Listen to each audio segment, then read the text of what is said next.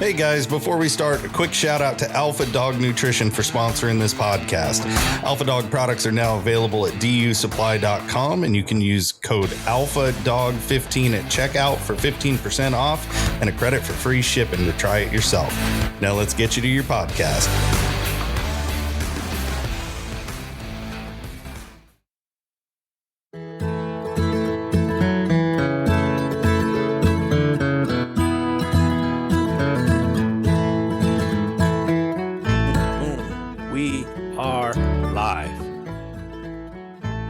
Over on that side, is Benny Griffin, the Stomper. And then on the other side is Chris Watson, Antidote of a Houndsman. And it doesn't have my name there. What's up with that? Not important this week. You are. Uh-huh. It's got me under week. Benny. What's wrong with this program? Oh, there it is. Brett Vaughn, yeah. No, I'm not. I guess Brett's taking over now. I'm not going to let Benny take my name. I'm going to take it away from him. So what's going on, guys? Let's see. We got 10 eyeballs in here and 3 thumbs up. Tell me what your week was like, Chris. I tried not to work so much. And then I made sure no one was going to be here today at my job, so I didn't have to go work today. And then all my kids and old lady came down, and we got a couple skid steers to work around the yard, so I didn't get to go out Saturday, but Sunday we took off and went to hit the Butterfield stagecoach line over on my side of the country. Did you make it to the station, or? I made it to, so Maricopa Wells was one. There's 26 stops in Arizona. I tell you what, you read the history on that, and they're doing 2,800 miles in 25 days. Wow. I think the fastest recorded is 22 days from Tipton, Missouri to San Francisco. So, but the stage, it only ran for a few years, right? Yeah, 3 years. Yeah. 58 to 61 because of Civil War. And this guy, John Butterfield, was he was like a master stage line guy. That's why, the government gave him the contract for the overland. What is it called? The Overland Mail, whatever it was, Yeah, it's crazy. And it wasn't a stagecoach like you would think. It was a big square box that had a few seats in it that would fold down, because they carried mail. It was just for mail. So yeah. I don't think they ever had a recorded killing. They've been robbed. They got robbed by Apaches one time, but nobody died. But it's not like the Wells Fargo where they're always carrying gold and silver and always getting robbed. So... But, where did that Wells Fargo line run from, I wonder? I haven't got into that yet. Just this Butterfield. So Benny probably knows. He probably rode on it. He did. I think so. Probably robbed it. Hey, where's our spiritual leaders there? What's up, guys? He's on his way to work. Oh, man, that's terrible. Yeah. Better say a prayer for us tonight. Might get crazy. It'd be a free-for-all. Benny, what do you have for the week? What'd you do besides? Did you stomp anybody? Oh no, I've been laying low.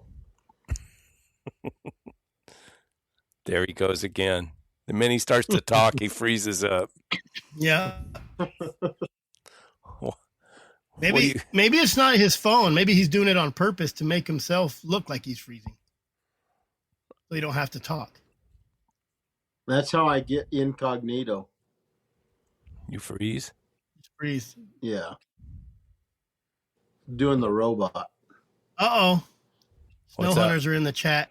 Let the trash talking begin. Oh, man. Already. Here you go, Benny. Listen, we weren't even going to talk about snow hunters, but Jeremiah started it.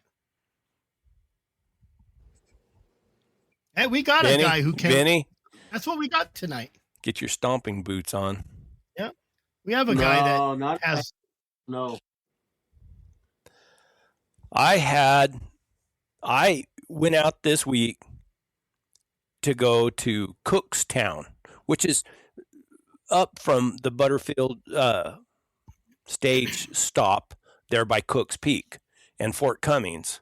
And I'd gone over there before and to took my hounds and went up there and camped and rode those hills around there. And then I rode up to the top, and then I went back like a couple weeks later, and I rode up the trail, and I climbed all the way to the top of Cook's Peak, and got a few barks here and there, and just never could really trail.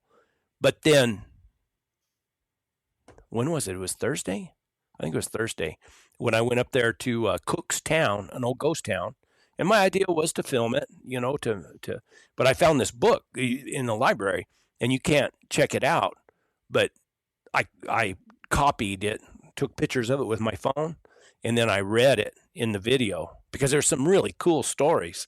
Like, and this book was written like in 1923, and maybe a little later than that, I don't know.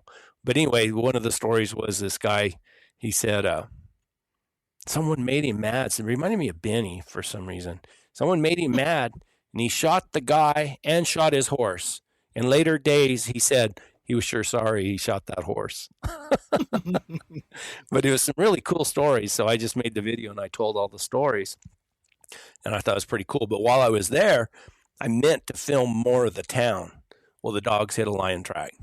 So there we go. We trailed a lion until, 3:30 or 4, something like that. I didn't get back to the trailer until after dark.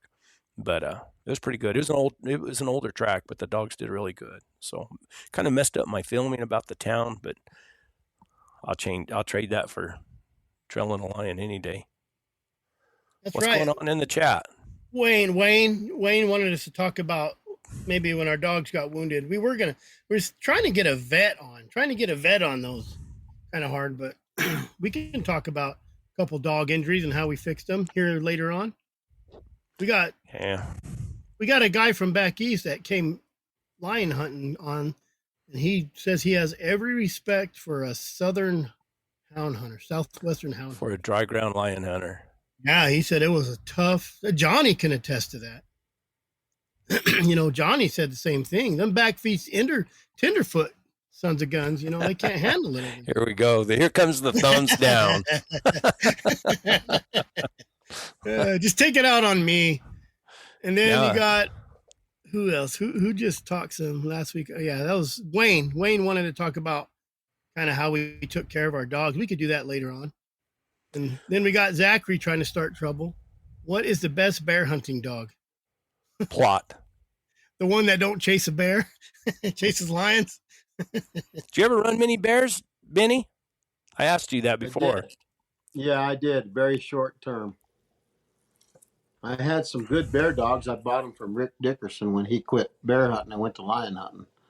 But I just never I was never on one of those easy bear races. Mine were all scattered dogs, and one of those dogs ended up, I couldn't find that booger, and I thought, well, he'll either die or somebody will call me. And 2 weeks later, Dickerson brought him back to me. He was over there camped out 20 miles from where we ran that bear. And that dog showed up at this woman's house looking for some groceries, and she took it over there to Rick's camp. And he said, yeah, I know that dog. I know who that is. I'll bring him home. And I thought, you know, I just don't enjoy this. I understand completely. We ran a bear one time way over there on the other side of East Curtis Canyon, ended up in I called it West Curtis Canyon. I mean, it's way out there in the nowhere. And I got out there and I thought I was going to be old Ben Lilly. I said, I don't want to ride out of this thing after dark. I'll just spend the night. So I set me up a nice little camp, got me a fire going and everything. Had I called it a whoobie. It was just an insulated blanket that packed down real tight. And I think Kafaru made it. I pulled that sucker out, laid it over me. And I mean, the biggest thundercloud came right over the top of that mountain. I mean, it started pouring. And I was under my saddle and my blankets and everything, and like to froze to death. And man, I don't want to, and I never did see a bear. And I thought, man, I don't want to do this no more. You know, when you read that book, Wild Sports of the Far West, what is Johnny trying to call me right now? Does he know I'm on a live? John, you might have butt dialed me. When you read that book by that Gerstaken guy, Frederick Gerstaken, those guys are always froze out there. You see in the cowboy movies where they're running around and they only got that little tiny blanket on the back of their. I don't, I can imagine if you're Jeremiah Johnson and you build that bed of coals, but I don't know how they did it. You wake up with two inches of snow on them. It's a really good book. It's a very good book. Mm-hmm. Oh man, you read that book, Wild Sports of the Far West, and the stories he tells going into a cave with a candle. He didn't have no LEDs. He didn't even have those. You remember those Kmart 98-cent different colored flashlights you had to shake to get them to work half the time?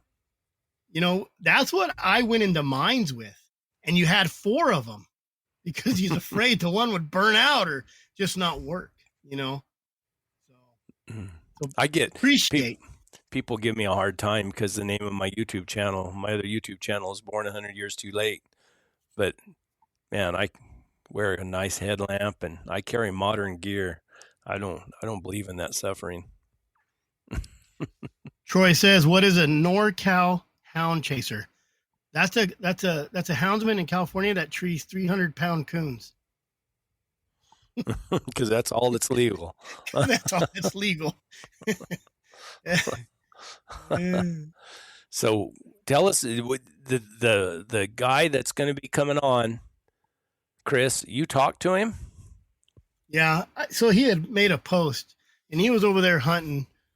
I don't know if I want to say with who or anything, but yeah, go ahead and say. Yeah, he was over there hunting with Mike Bency in New Mexico, and he just said it was tough.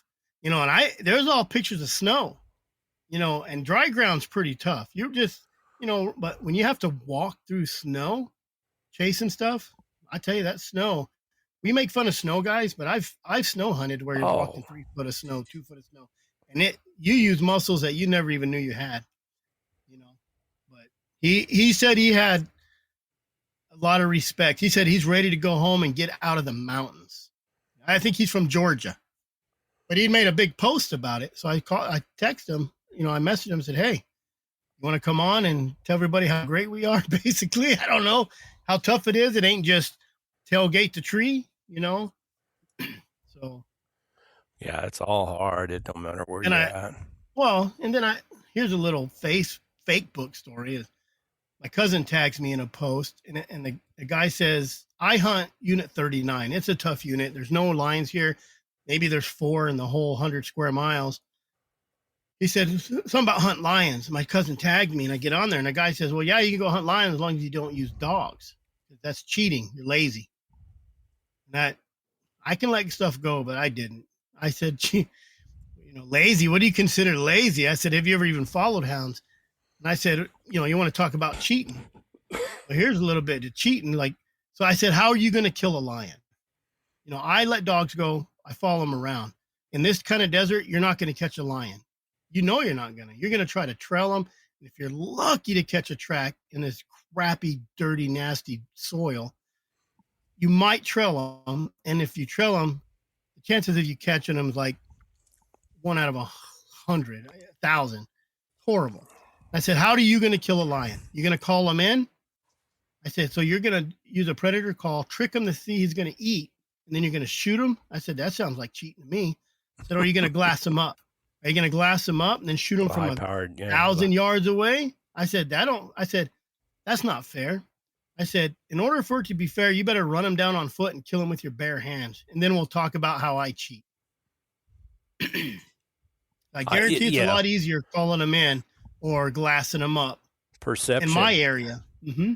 I mean, perception's everything. And so many of these guys that have never done it just sit there and think, "Oh, we just drive around, dump a bunch of dogs out, and then look at our Garmins until they're treed and then run out there and shoot it." And they don't see, I mean, and one of the problems is because social media, that's what people share. Of course, we all like to see it. We know everything that went into it to get to that point. But the general public, they don't know that. They just see a bunch of dogs barking at the bottom of a tree. And so, it's just one of those things. it's whatever they heard or whatever they think. But I mean, unfair chase, you can go all day long with it. I've always argued that point. That's what I was listening to the Houndsman XP today, Chris Powell, talking about that. What is it, 91? What is it called? Somebody help me here. And I mean, they do. We need to fight that. Everybody needs to do what they can to help that. To help Colorado, whatever. And if you go to the Houndsman XP and look in their show notes, they have all the links where you can go help those guys. Save the Hunt, Colorado. Yeah, and basically what Dan Gates has said is we need $10 million to even fight this, and it's going to cost $5 million. And then anything after that, they'll have kind of a platform in case they hit Arizona, New Mexico, Utah, they'll have Nevada. Everything in place already. Yeah, and they have the money. So it don't take much to donate $10. All you fat houndsmen go out and buy hot dogs and sodas at Circle K anyways. Take $10. Don't buy a pack of cigarettes or a six-pack of beer that day. Houndsman, you're insulting me and Benny. I was insulting myself there too. Yeah. Ain't nothing wrong with the belly. I sent him $100. So yeah, that was a donation from Born 100 Years Too Late. I sent him $100. Who was it? Was it Troy Barb? One of these guys on here super chatted me $100 that I sent over. And then I sent over 100. I think it was Troy Barber. Is that you? It was either Troy or Timothy, one of the Timothys. I could have swore it was Troy. Somebody super chatted me and I sent over some money. What do you think, Benny? Do you think we have a chance of winning that, or do you think Colorado has a chance of winning it? Keeping their hound hunting? Nope. Speak up. You're a little quiet. I don't know how come I'm quiet, but I don't think that there's a chance. I don't think there's a chance that all this stuff, I went to the Game and Fish Commission meetings for years, and it was the same old people, the same old song and dance, and you can get up there and you can say, I represent this and I represent that, and all these people agree. Here's a piece of paper everybody signed, and the bottom line is they're just letting you jump through the hoops. It's a dog and pony show, and you don't make the rules. I know that's a very negative outlook, but it's the same. At the same time, you tell me when people have come together and got anything stopped other than the Bundys. Well, don't you believe that because of social media and because of all these podcasts and everything, that we might be a little better organized now and have more power? Because because back when you were hound hunting, did they have telephones back then or anything? Telegraph. Well, yeah, stop and get those kind that, roll them up on your side of your head. Call the operator. But when, let's see, my daughter she's just about to turn 39. So that's how far back. When she was in high school, she was maybe in junior high. Anyway, she was in school, and I discovered the Wildlands Project. And it was one of those deals that started by Dave Foreman, who was one of those real high-powered environmental wildlife activists. And it was a hush-hush deal back then. But now I think it's called Agenda 21, and they're out in the open, and they're showing you what they're willing to do. Ted Turner donated $1 billion way back then. The United Nations has put money into it. And if you stop and, Chris, you go right there on the roads that you take below Pace and go into the valley, you see where they took all of those highways out of the canyons and put them up on top and made huge bridges, got them out of the waterways. And, look at the old road that went up to Payson. It went up through Sunflower and all of that. It's completely closed off now. They don't want, and those are corridors. And they're programming the public for corridors. Everything's a safety corridor. When you come over here to New Mexico, Brett, right over there in your neighborhood, coming up the San Andres Pass. That there's on the Oregon side of the mountain, there's a sign that says this is a wildlife corridor. And if you look into everything that all of that entails, you can fight with it. You can tell them it's no good. You can get everybody together, but basically they're going to do what they want to do and they don't give a rip. Well, For 20, 30 years now in Canada, they've been making huge overpasses. Or no, I guess they build huge culverts, and the highway continues to go where it goes, but they have a 1 or 2 mile wide deal that they built and hauled in all of this soil over the top of the highways so that the wildlife can go across there in these corridors. And that's realistically that's what's stopping the fence, the border wall fence in the Palencia Mountains. The Palencios are a wildlife corridor. so what's bad about that? What do you disagree with that about? They want 50% of the North American continent human free. But the wildlife corridors, why would you disagree with that? I'm just curious. There's a deal, Brett. Came back from the 70s. Now you start to hear about the wild and scenic rivers. Mm-hmm. This deal was put in place in the 70s, the Wild and Scenic Rivers Act. And that says that there will be no human contact in that river or in that waterway, whether there's water there or not. And you can't even get within a certain distance to that river. And those are being taken away. And that's only for the purpose of wildlife, pristine conditions. You can't ride your horse through there. You can't walk through there. There's parts of this Wildlands project when I first discovered it, you could read about it. They even want they don't want aircraft flying over these corridors above us, below a certain level. If you look on, like in New Mexico Game and Fish, the wildlife posters that they have, or prints, they're kind of papered. They're not really, you know what I'm talking about, the big pictures Mm-hmm. of wildlife. If you look on the bottom of them, there's a sea turtle, and it's called Turtle Island. And that's what the Wildlands Project has called their deal. North America is Turtle Island. And they used to have pieces of the turtle that were separated like a puzzle, and they were moving closer together. And when it's all put back together, they say the pieces are all complete.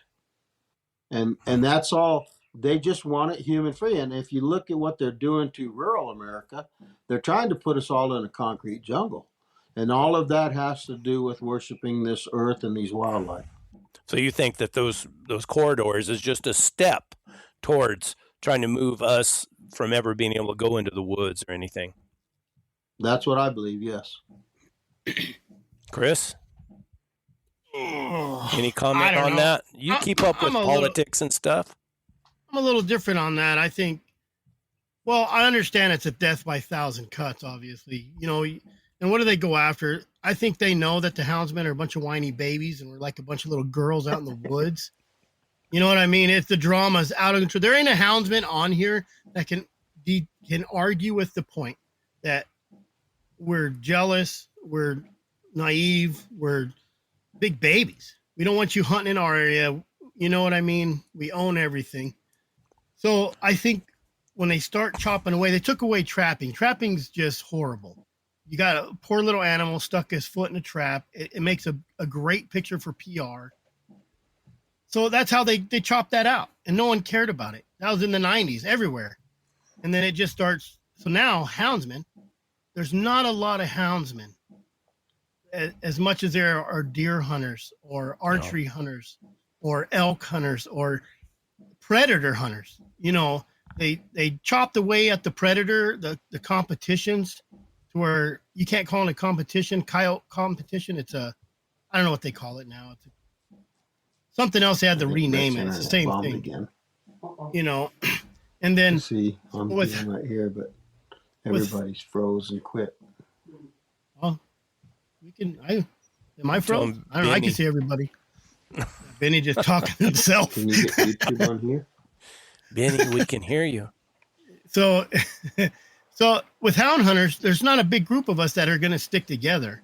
And I've heard people, and it kind of drives me crazy. There's a couple of people in there that say it's not worth it. It's not worth it, but it is worth it. I mean, you can't just go down without a fight. When the government comes to your house and says, you know, it's condemned because you have a broken window, you're not going to just give it to them. You at least got to kind of fight for it.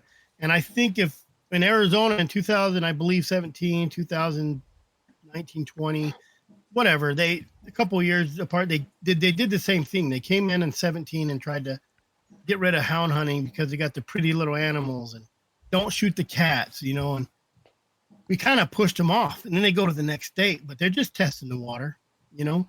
Yeah. Stick your toe in the water and see if you're going to jump in. And they're going to hit these states that aren't going to fight back. And I think if Colorado, that's right. If you put up a big stink and you got that money and you're going to, if they're going to raise $10 million, they're going to think about it again when Colorado says, when your neighbor gets robbed and you go over there and you beat the crap out of the people robbing it, Stomping. they're not going to rob your place. You know what I mean? They're not going to rob your other neighbor's place. So I think if you don't take that crap out of I people, don't know. you know, I think they're going to keep coming back to your house and robbing you. And I think even the deer hunters should jump in on it. I think even the elk hunters, because when they're done with hound hunters, they're going to go after the next. Look at New Mexico. They took away scopes. Then he bailed on us. He didn't like my comments. They're going to they took the scopes away from muzzle loading. So that's just a death by 1,000 cuts. That's a little cut. Just incremental. They can just keep picking away until they get it where they want it. I guess it gives them something to do. I don't know. Whoop. But put 10 hound hunters. You could probably send that guy a link too. Matt. Matt. Yeah, I was going to tell him at 6:00 or Sinu. So, I mean, it's just up the way. Benny's back. Sorry, Benny. I'm sorry you didn't like what I said. I'll quit. No, the whole thing froze up. I thought maybe Brett's internet went down. Now Chris froze up. Did I? I'm moving. Can you hear me? Yeah, there he is. He looks a little fuzzy though. Yeah, let me send him a link. Wayne. Hey brother, you're wrong. Their houndsman cancer is a bad attitude. Some are welcoming and well, that's with anything. But I mean, you got big banquets for mule deers. You got big banquets for whitetails, you know, Coos Deer Hunters Associations. And there's big banquets for the Rocky Mountain Elk, you know, Foundation, all that stuff. Where's your big banquets for your houndsmen? You know, your bighorn sheep hunters sure love the houndsmen. Heck, they'll buy you dog food to go in there and kill them lions out of those areas. There's too much competition, Chris. We're competitive with each other, and we're you know, those guys killing deer and killing elk, and you know, they're all out there at one time, and they're all glad to see each other out and about. And hey, you're lucky you won the draw. I'm lucky I won the draw. And for us, my dogs are better than yours. You don't even know what the hell you're doing. What are you doing hunting in my mountain range? So there's a lot of that goes on, and there's a lot of pride and competitiveness. And realistically, there's a bunch of pin-headed jackasses that are amongst us too. Amongst us? Wayne. Well, present company excluded. Well, no, I'm just saying hound hunters, Brett, including myself in the foray. You know, there's people that they don't want to see anybody else on the mountain. It's true.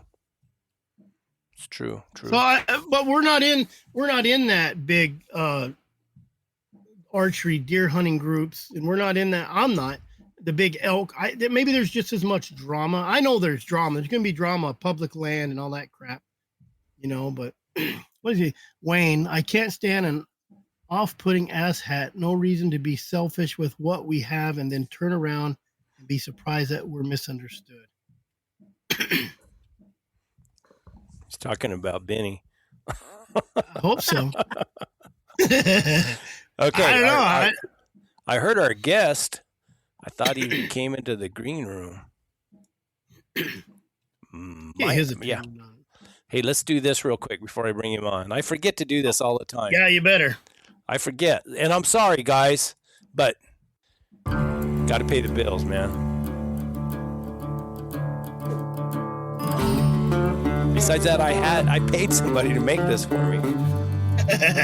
Better use it. I like to watch it every now and then.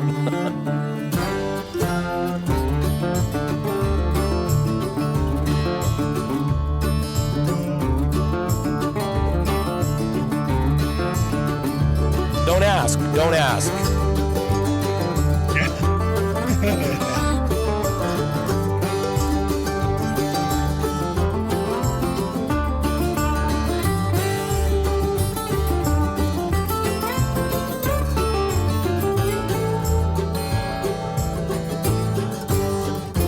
Love my cowboy bedroll. That thing is nice.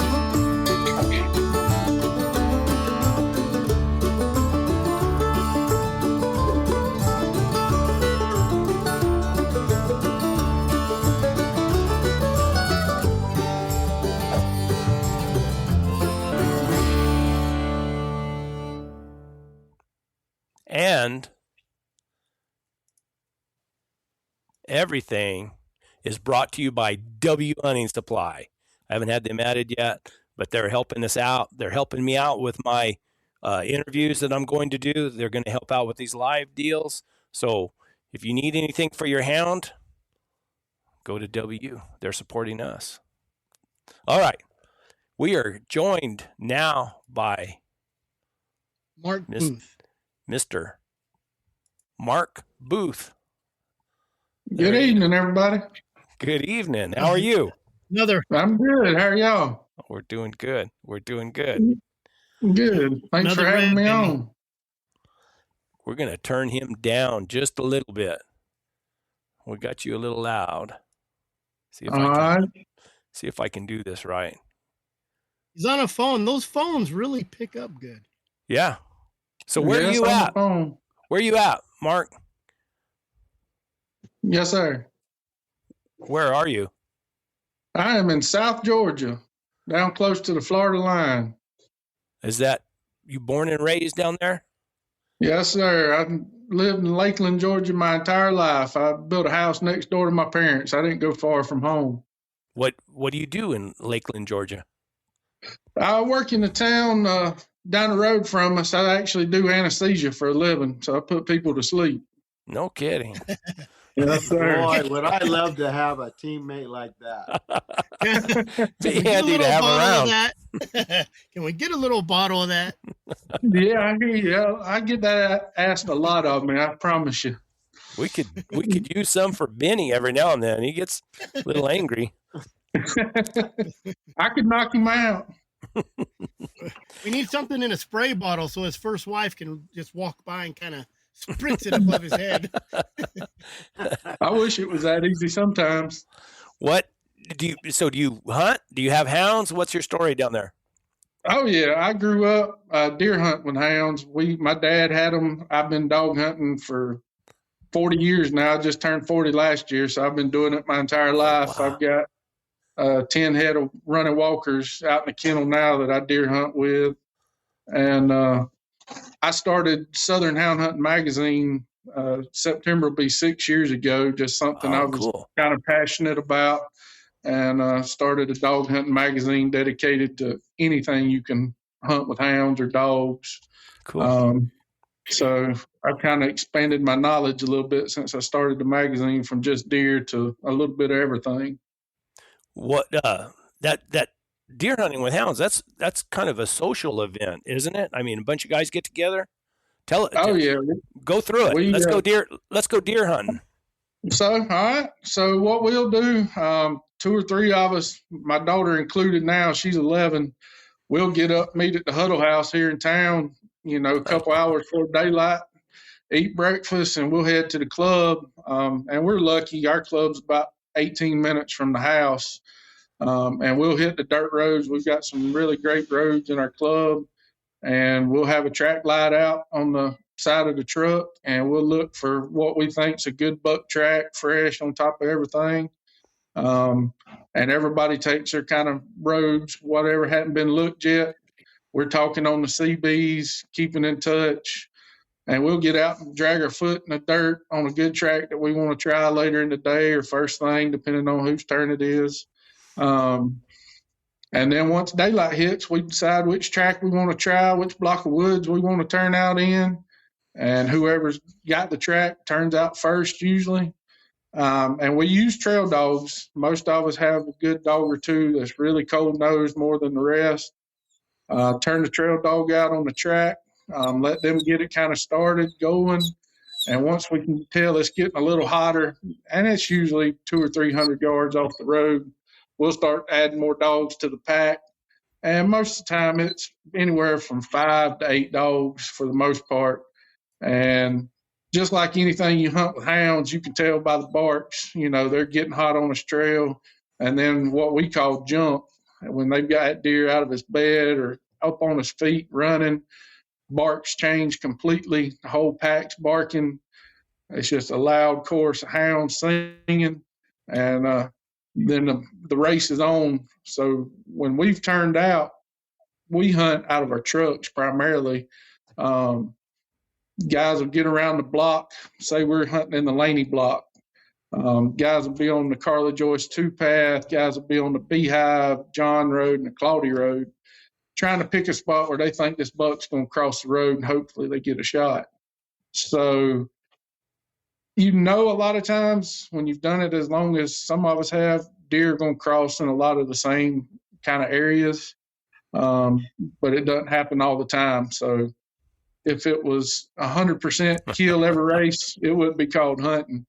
And that's the thing, dog hunters, as deer hunters go, get knocked. They think it takes, all the fair chase out of it. But when we're running a deer, he's running wide open, and he's still got all of his faculty of senses available. He's still using his nose. He can smell the trucks. He can smell us. He can smell the dogs in our truck. He's still using his eyes, even if he's running through the woods. He's using his hearing. He's got all those senses fired up because he knows he's being pursued with a pack of dogs behind him. So, if you get there on the stand a little too late and that deer's just happened to be coming there, you turned him when he heard the truck. He's gone a different direction. So some of these races can go for hours. I mean, now some of us have our misses. We'll see a good buck cross the road, and we'll shoot at him. And we're shooting shotguns with buckshot, and misses do happen just like anything hunting. And so we keep running him through the next block. And if it ends up being a doe or a small buck that we don't want to shoot, we'll call our dogs off, catch them up, and go on to the next track. And we do it all day long. I mean, daylight to dark, we've got dogs out running, and we'll turn out on tracks as long as the conditions and the tracks hold up. But, first part of the season down here in Georgia, it's still really hot. It'll be 85, 95 degrees and 100% humidity. So tracks kind of get dried out pretty quick.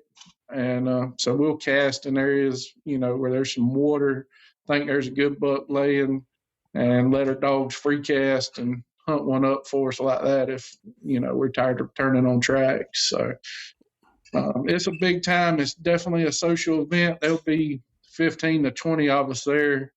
A lot of us have our kids with us. We'll have anywhere from 2 to 8, 10 head of kids there with us every weekend. And they're riding on the box. They're catching dogs. The older ones, like my daughter, they're on the box with the gun, getting ready to shoot. And it's an event like nothing else. People that have never done it really don't understand it, and it's just a passion that we have down here. Oh, sounds like. What's your seasons like? How does your season run? So our gun season in Georgia coincides with dog season. So it comes in the third Saturday of October and runs to the second Sunday of January every year. Oh, So we get a good 3.5 months, almost 3 months. And what's your weather like down there? Hot and humid? Hot and humid. October, first part of the season through November. We're lucky if we get under the 80s. Jeez. Every now and then it'll cool off in the 70s for us. December, usually most time mid 60s, or lower 70s. And then right toward the end of deer season in January, we might finally get a cold front and get some freezing weather. This year we had, I think, 3 days in the 20s as a low, highs in the 40s. But most time the cold weather hits us, deer season's going out. So we don't get a whole lot of cold weather hunting down here. When y'all turn out, how many dogs usually got on those deer? So depending on if we're free casting or if we're turning out on a track. So if we're turning out on the track, 1 or 2 trail dogs to start it. And then I haul 7 dogs almost every day. I've got 10. So I alternate some, and I've got a couple young dogs I'm training. But so we'll turn out 6 to 8 dogs on one race. And if they don't get something going pretty quick, within 25, 30 minutes, somebody might go on the other side of the block and turn their pack out on a different track or just hope to get on something.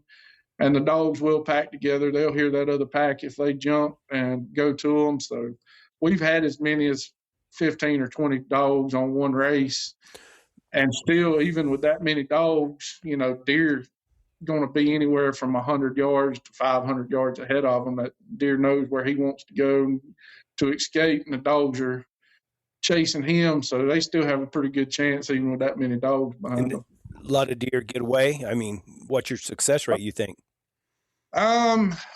We killed 28 deer this year in front of dogs at my club, and we hunt 15,000 acres. So we didn't put a hurting on them at all. I missed 2 or 3. I know clean misses. My wife missed one. All of my buddies, whether they will admit it or not, they missed a couple along the way, because this is happening bang, bang fast. You've got a road that's wide enough for 2 trucks to pass. You're waiting. You've got to see the deer hit the road, recognize it's a deer you want to shoot or pass, and then throw up and still have time to get on him and get a good shot off. So it goes pretty quick like when the race shooting. Get going. Yeah, that's right. That's exactly right. I got to ask, if you're running deer, what do you consider trash? Coyotes and hogs down here. We've got a big hog population down here. And coyotes are prevalent just like they are everywhere else. Our dogs will get off. We had one race this year. I know 3 packs of dogs ended up getting on this coyote, and it was one of the best races you'll hear. Right before dark, scent conditions are perfect, and they were scalding him, and we ended up letting him get away. We actually called the dogs off right at dark. Didn't even ever get a shot at him. And then they, every now and then a buck knows where the hogs are laying, and a buck will circle through, and a hog stinks bad enough. And there's sometimes you just can't break a dog from that. They're going to get on a hog every now and then, and we'll finish that race up too. Do you? You talked about that coyote. So if you got a coyote race and you get a chance, do you, even though it's trash for you, you shoot that coyote in front of those dogs? Absolutely, 100%. And how about hogs? Would you do that if they come across the road? So yes, sir. We shot them too. So go ahead. I'm sorry. You don't see it's a hog and then shock your dogs for running a hog. No, sir. And I think we had, of all the races we had this year, I think we had 2 trash races on the hog. So it's few and far between. The dogs know most of the time that when they're coming to the road, that they're on something wrong. And we do correct them. We can tone them. And hogs and coyotes obviously run completely different than a deer will in front of a pack of hounds. So if we realize it's a coyote circling, making those small laps in the woods, We'll tone our dogs, blow the horn, but if he comes to the road, him or a hog, we're going to win the race and get rid of him. What you say? You tell the difference. How does the coyote run different than a deer in that country? So coyotes down here tend to run really tight circles. Like a fox. Just like a fox. That's right. We don't get a whole lot of fox races. I can't think of a fox race we've had in the last several years, honestly. But a coyote will run the tight circles like a fox will, won't cross the road. A deer will make some big circles in a block, especially a good buck. And then they're straight lining. They're going to get through the woods. They're going to get out of the world and try to get where they can get away from the dogs. Whereas a coyote, he's going to make lap after lap after lap because he's staying just far enough ahead of dogs and not putting any pressure on him. So it's and a hog's going to stop and bay. Hogs can't keep up the pace. Our dogs aren't catch dogs. They're not bay dogs, but you can hear them when they stop. And if you've done it enough, you can tell the difference and know they're in a hog. And we'll try to get them off of that best we can. Any bears in that country? Yes, sir. We've got bears. There's 5 or 6 counties in my home area that have a bear season in South Georgia, and we kill a few every year. I've got buddies that've got some really good bear dogs, and we go with them 2 or 3 times a year. We only have 12 days of season. We have a Thursday, Friday, Saturday for 4 straight weeks, so we only get 12 days. But you ever had your deer dogs trash on a bear? I have not. We at my club, we don't have a whole lot of bears. We might have 1 or 2 come through, but I've never had one of my dogs trash on a bear, and I know they've been in an area where there's been one recently, and I've never had one get on one. I'll be dang. Yeah. Chris, you're quiet.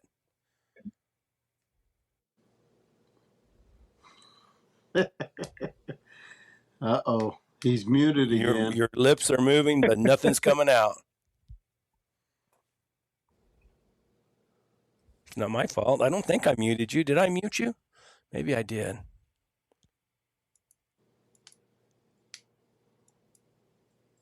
Well, shoot. It does say you're muted. And it won't let me unmute you. Did you mute yourself?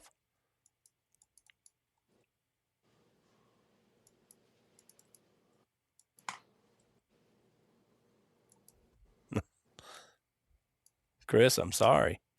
I don't know. There you are. Now you can talk. Yep. Sorry. Oh, my fault. Did it to us last time too. Well, what damage? I'm gonna kind of segue in for the other guy who wants to talk. What kind of damage those deer do to your dogs? None. I've never had a deer do anything to a dog.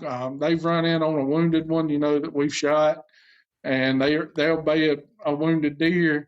And we've had a few bucks tried to run at them, but usually they're smart enough to dodge. We've never had a deer get gouged. Never had a dog get stomped that I'm aware of. Most of the time they're too busy trying to get away instead of trying to turn on them. So we've never had an issue with an interaction. So now, you got any more questions about deer hunting, Benny, or? I don't know. Kind of like Arizona bear hunting. Everybody meets at like a spot, the convenience store, and then you see other people and you get your stuff and get out there as fast as you can before the other guy gets there and finds a track or a rig. We might meet together, but we sure don't leave together. You'll see people trying to get out of there to get that first rig. Oh yeah. And we hunt as a group. So we all work together. And of course we want to be the ones that get to turn out first in the mornings, but we try to share it and make sure everybody gets their chance. I think Benny's having internet problems. Technical difficulties. Okay. So you decided to go on a lion hunt out west out here. Yeah. What did you expect? I mean, in your mind, you know how we anticipate things. What did you expect it would be like? I knew from reading several books and talking to a bunch of lion hunters that I've met through the years with the magazine, I knew it wasn't going to be easy. I knew it was going to be tough, especially riding a mule. Never been a self-proclaimed cowboy.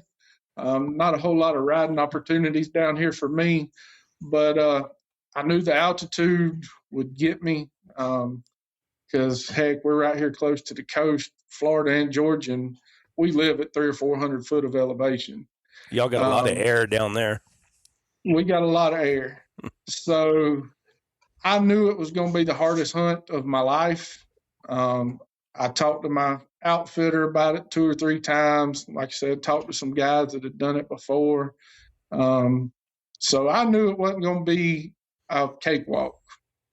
But when I got out there and experienced the altitude, the mule, the snow that was completely unexpected, it was a whole nother ball game for a Georgia boy. So were you don't have to say where you were, but were you up northern New Mexico or Arizona or we were or Colorado? We were in Arizona north of Tucson. Oh, so you weren't supposed to have snow, were you? No, and that's what they told me Saturday before last. We truck hunted because of the snow coming in, and my guide told me when we got back down to 5,000 foot, he said he'd never seen that much snow that low. And, you know, me, I've seen snow twice in my life down here, and it was maybe an inch each time. So seeing a foot to a little over 2 foot of snow look like falling at 7,000 to 9,000 foot, that was a whole different experience than I was expecting. Did you bump into many other lion hunters on the snow like that? We were surprised, especially Saturday. We never bumped into another hunter, and we covered 3 or 4 mountains that day in the truck. Never saw another dog box other than a bird hunter. When did you get on the mules? So Friday before the snow, we rode.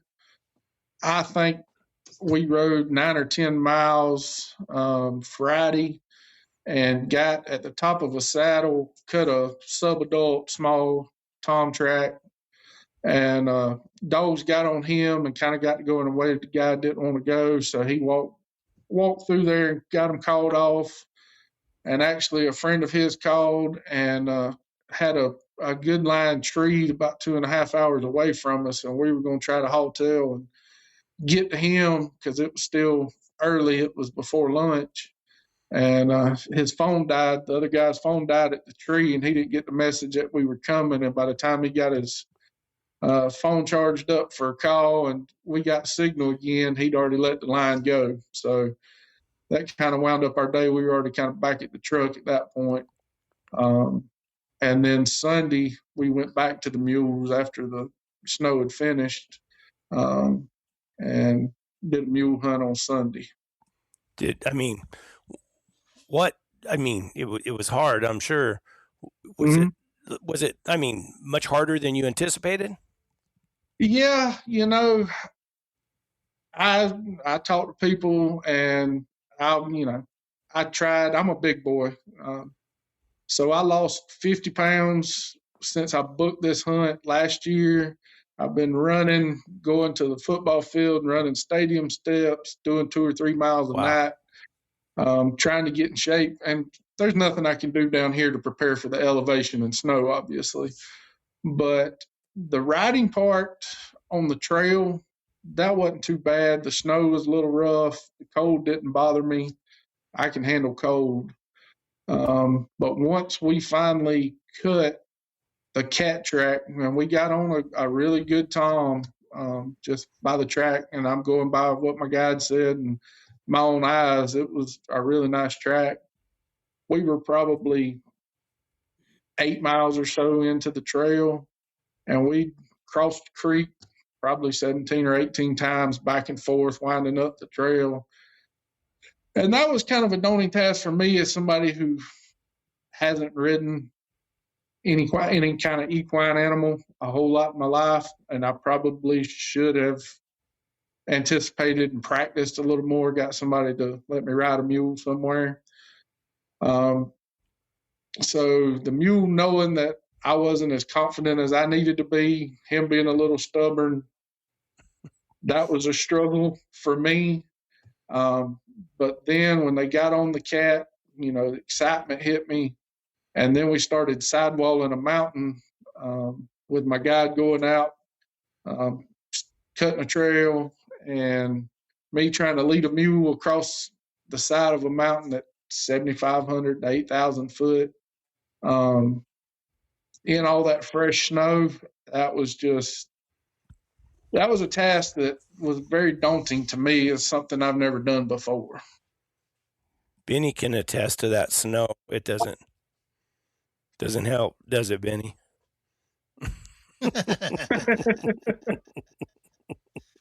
I got a little bubble there. Where did that come from? Did you see that? I think his phone read it. His phone read it. Yeah.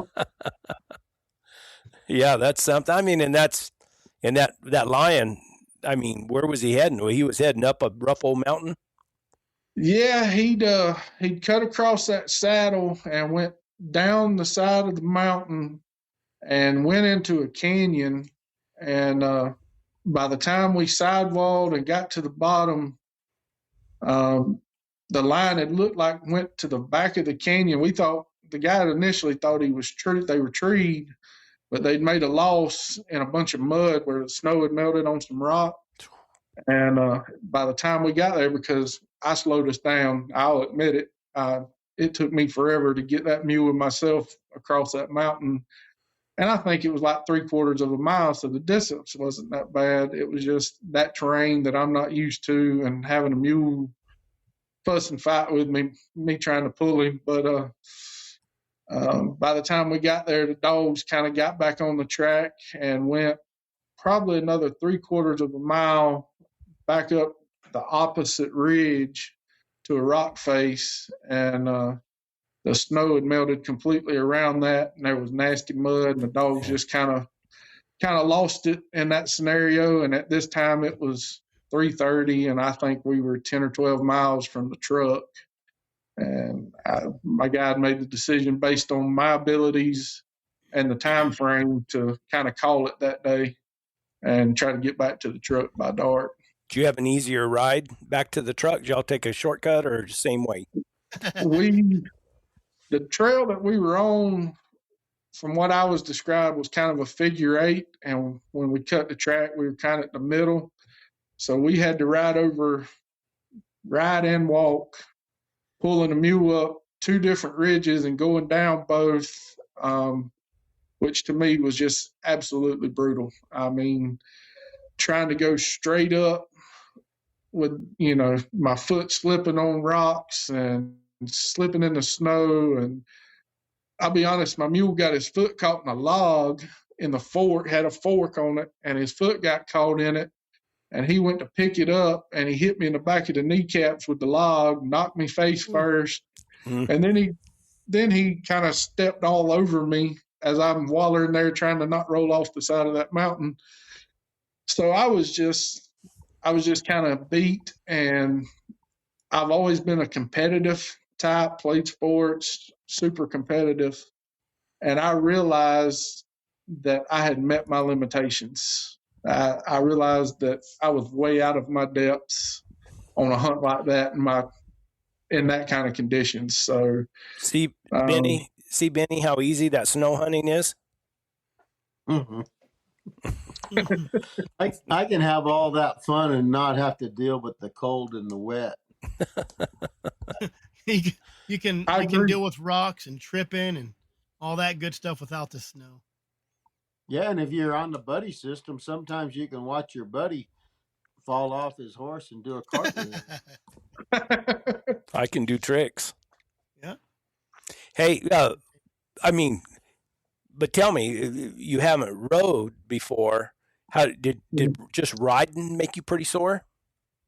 Honestly, it didn't. I was surprised that my inner thighs a couple days later were pretty sore, but I thought I'd be in a lot worse shape from riding that much and over that kind of terrain than I was. I was kind of shocked that it didn't do me as bad as it did.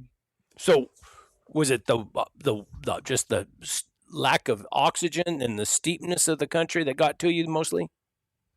Yeah, mostly it was the elevation and the lack of oxygen and just the physical demands of trying to get through that snow and that terrain. That was just, I'm used to swamps.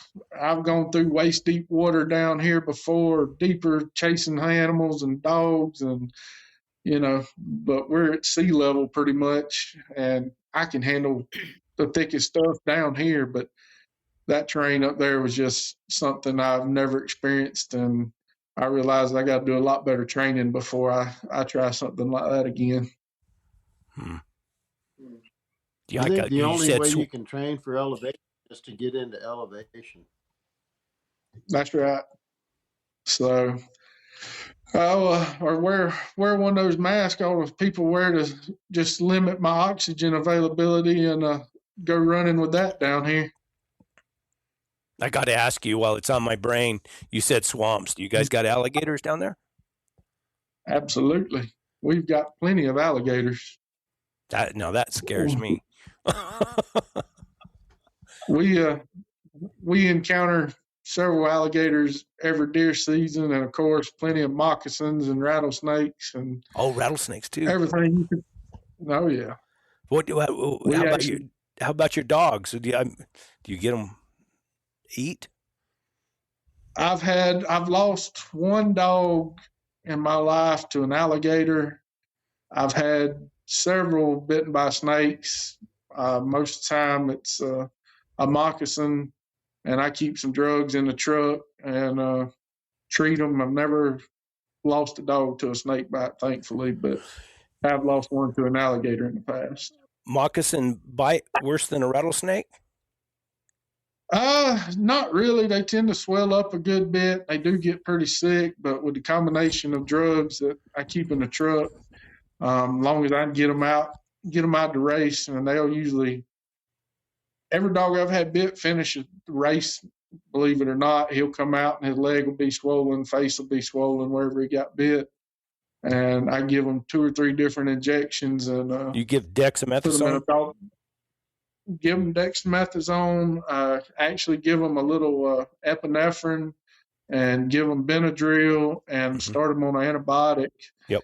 Some of that stuff the vet association doesn't recommend really anymore, but it's worked for us for years, and we're going to keep doing it until we find something that works better. But, I carry Dex, and the vet gave me an antibiotic. I don't know the name of it, that doesn't have to be refrigerated. And 3 cc's of Dex in the muscle, and then 3 cc's under the skin, and then 3 cc's every day for 3 days is what. Yeah, we usually give Dex for at least 3 days, and I keep them loaded up on Benadryl pretty good. I use the oral suspension, the children's suspension, and give it to them orally every day, and the antibiotics for a week. And that little bit of epi, I touch them with just a little bit of epinephrine, and that seems to not let them get down as bad. That little adrenaline spike seems to make a difference as well. Well, being an anesthesiologist, is that what you are? I'm an anesthetist. I went to the PA route, so I'm an anesthetist. What's the difference? I go off on these rabbit trails. Sorry. Oh, you're good. So if you have the doctor who is the anesthesiologist, the MD, and then you have a mid-level provider, like if you go to a doctor's office and you see a PA or a nurse practitioner and not the doctor, I'm the mid-level in anesthesia. So I went to a specialty school for PA anesthesia. I'm the one that puts you to sleep, stays in the operating room with you the whole time, and wakes you up. And doctor comes in once or twice maybe and goes drinks coffee. Okay, Chris, Benny, I got all my questions asked. Those rattlesnakes are timber rattlers, aren't they? we have Eastern Diamondbacks and Timber Rattlers. They get big.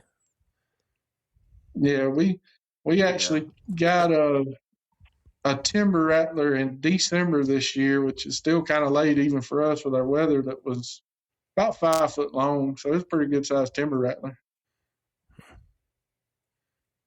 I think they're pretty toxic too. I think they're more toxic than most of our Western Diamondback or rattlesnakes.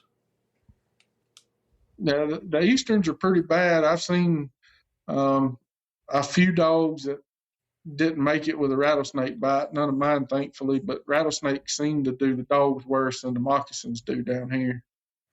How about you? Have you ever been close to being bit? I've been bit by some black snakes, just catching them, but never by a venomous snake. We've got a pygmy rattler, which is just a small, I think max length about 12 inches. I've let them strike at my snake boots just to see what they do, but I don't play with the big boys. But you've never been surprised by one that was close to you or something?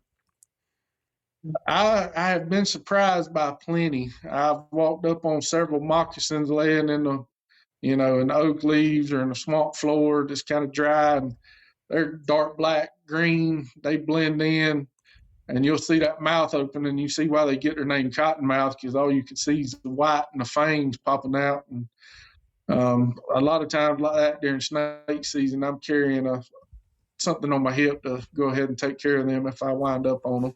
Oh, I bet. What is that you're carrying? I've carried a Judge for a while, but most of the time I carry just a 22 pistol and try to pop them in the head pretty quick. Chris, this says you have muted yourself. Sir? No, I was telling Chris that he has muted himself. It says right there, guest has muted themselves.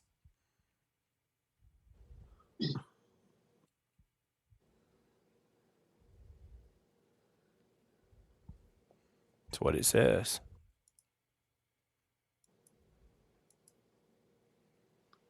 Guest has muted himself. Sorry. You pushed something somewhere. No. There you are. Me? Yeah. I think it's this. It does it on mine sometimes where I have to unplug it, but on yours, it doesn't tell me that my mic's been cut off. So I don't know. There's I have to see if there's an update for my mic or find a different mic. Might just go to my iPhone. Everybody else's is a lot clearer than my GoPro. I don't know. It just shuts off sometimes, but it don't tell me on this one. On mine, when I use that StreamYard, it tells me I'm muted. We usually have a bunch of questions. I'm kind of surprised you haven't. I just listening. You guys answered or asked everything I would have asked. Yeah, it's fascinating. Deer dogs, I don't. valuable. Deer dogs? Sir? Are those deer dogs pretty valuable? They can be. They don't get up in the price of where bear dogs and cat dogs get, but I've seen deer dogs, good trail dogs sell for high as $5,000. Had offers. I got a deer dog $2,500 for $25. He's not supposed to be a deer dog, but he'll chase him. Yeah, I've had some guys bring me supposed hog dogs that they can't get broke before. They can't do them nothing but run a deer. So I've tried them and had some luck with some of those in the past. But pretty much everything I've got now, I've raised on my own from my dad and I's bloodline, raised for puppies, and kind of got my own little kennel set up the way I like it. Can a non-resident hunt with you guys? Yes, sir. I have people come all the time and hunt with me. I've got a couple good friends in North Carolina.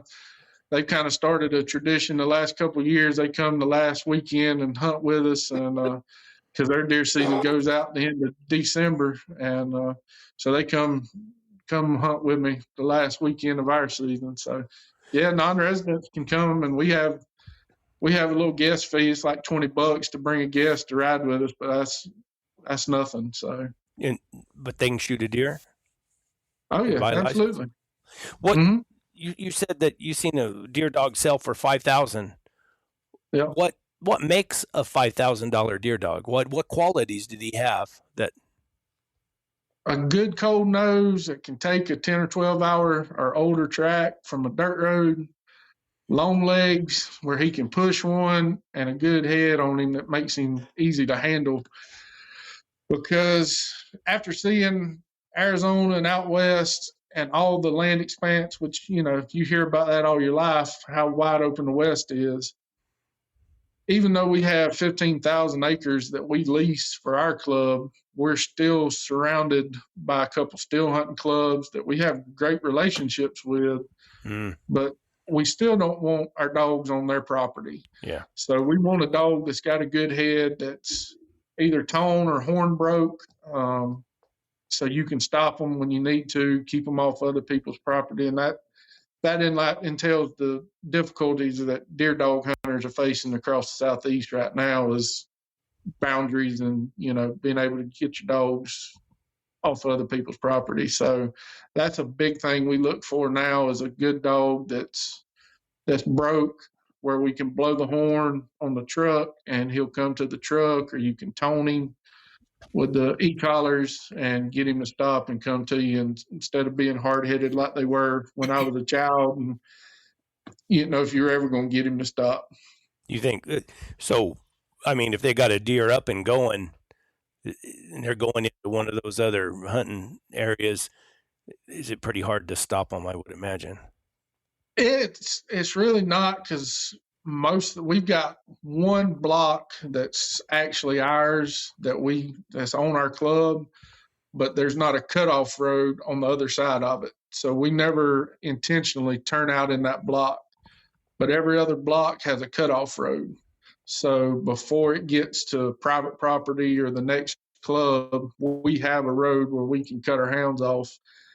And most of us have spent enough time working with our dogs in the off season when they're young. If it's a cutoff road, or if it's a doe and we're not shooting a doe, when we get to the crossing, we can blow the horn, dogs hit the road. Most of them will come jump in the truck and load up. E-collars have changed the way we hunt. I know it's changed the way a lot of hound hunters hunt. But the game wardens that I'm friends with around here have told us that collars have made a world of difference for dog hunting in Georgia. They get way less complaints from landowners, have a lot less conflicts and a lot less issues anymore. So let's say my dogs are running a doe and deer's crossed the Cowart Road, which is our boundary road to the next club. That's not ours. When I get there, or if my buddies are there and I'm across the block, I can hit the tone button on my Garmin, and when they're 50 yards from the road, I can start toning them. And when they get to the road, they know it's time to load up. My buddies can catch them, or I can catch them if I'm there, and it's pretty easy to stop a race. I'll be dang. You guys got some big old bucks down in that country, some of those big old swamp bucks, we call them? We've got some good bucks in the county where most of the dog hunting takes place around me. I've killed a couple 125-inch deer, which are considered really big down here. Body-wise, though, 160 pounds is a really big deer. I mean, most of our bucks, and I'm talking about mature bucks, are 120, 130 pounds, if that. So we don't have a whole. Before you go out in an area, do you know, like, say, man, there's a great big old buck in this patch right here, and he's out there, and you guys have hunted him for a long time trying to get him, and he's like that mysterious buck you can't get? Absolutely. We've just like everybody, no, I won't say everybody, but we run some cell cameras around the club. Just if we run out of tracks, we'll go to a camera, which we'd rather turn on a track, because just because you got a picture of him doesn't mean you're going to be able to jump him. And we had a really good 9-point on camera this year, and one little block that might be 80 acres, 90 acres maybe. and we turned on him for 3 weeks in a row. We hunt Saturdays, Sundays, and Wednesdays at my club. And on Saturdays and Wednesdays, we run that deer, or tried to run that deer, for 2 or 3 weeks. And finally, the week after Thanksgiving this year, I had a picture of him, and I turned out and jumped a doe. A buddy of mine turned out at a different spot, jumped a doe. Another guy turned out, jumped a yearling. Well, one of my buddies said, I got to try it one more time. That buck's laying in there. Well, one of his dogs jumped, and we're sitting in a grown-up field that wasn't planted this year, agriculture field that's about 20 acres maybe. Excuse me. And that dog's running deer right to the field, and lo and behold, he jumped that 9-point, and he looked like a Rocky Mountain elk running across that field in the sunshine. My wife and my daughter were with me, and we were a couple stands down from where the deer was going and couldn't shoot. We were just watching the spectacle take place in front of us. And one of my best friend's dad was down the road on the stand and oblivious to what was going on. He was in his own little world. And we were hollering, talking on their CB radios, trying to get him to pay attention. Finally got his gun up as the deer was hitting the road, and he missed him. And I already had the truck cranked. I was already in hot pursuit, pulling up there, and we dumped 2 or 3 boxes of dogs on him. And we killed him about an hour later. After several of us had shot. I shot at him crossing the road, just flat out missed him. Another buddy shot at him. My wife knocked him down, hurt him pretty good. My daughter shot at him way too early. All she could see was a big buck coming.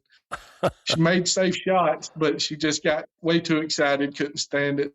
And then I shot him and knocked him down.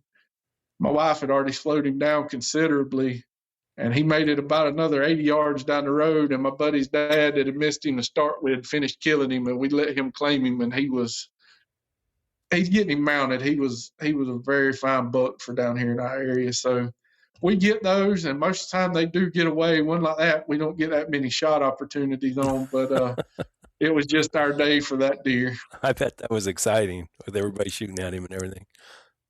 Oh yeah, and you get grown men squalling on the radio, especially me. Your voice gets a higher pitch, trying to tell people where you think the deer's going to go to get them ahead of it. He's coming.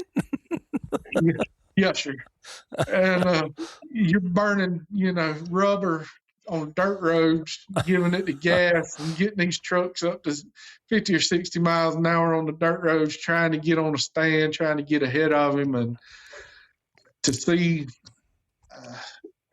We actually jumped a separate buck that race. The dogs split somehow, and we ended up killing the second buck as well in that same race. I don't know. My dogs and Power Wagon split.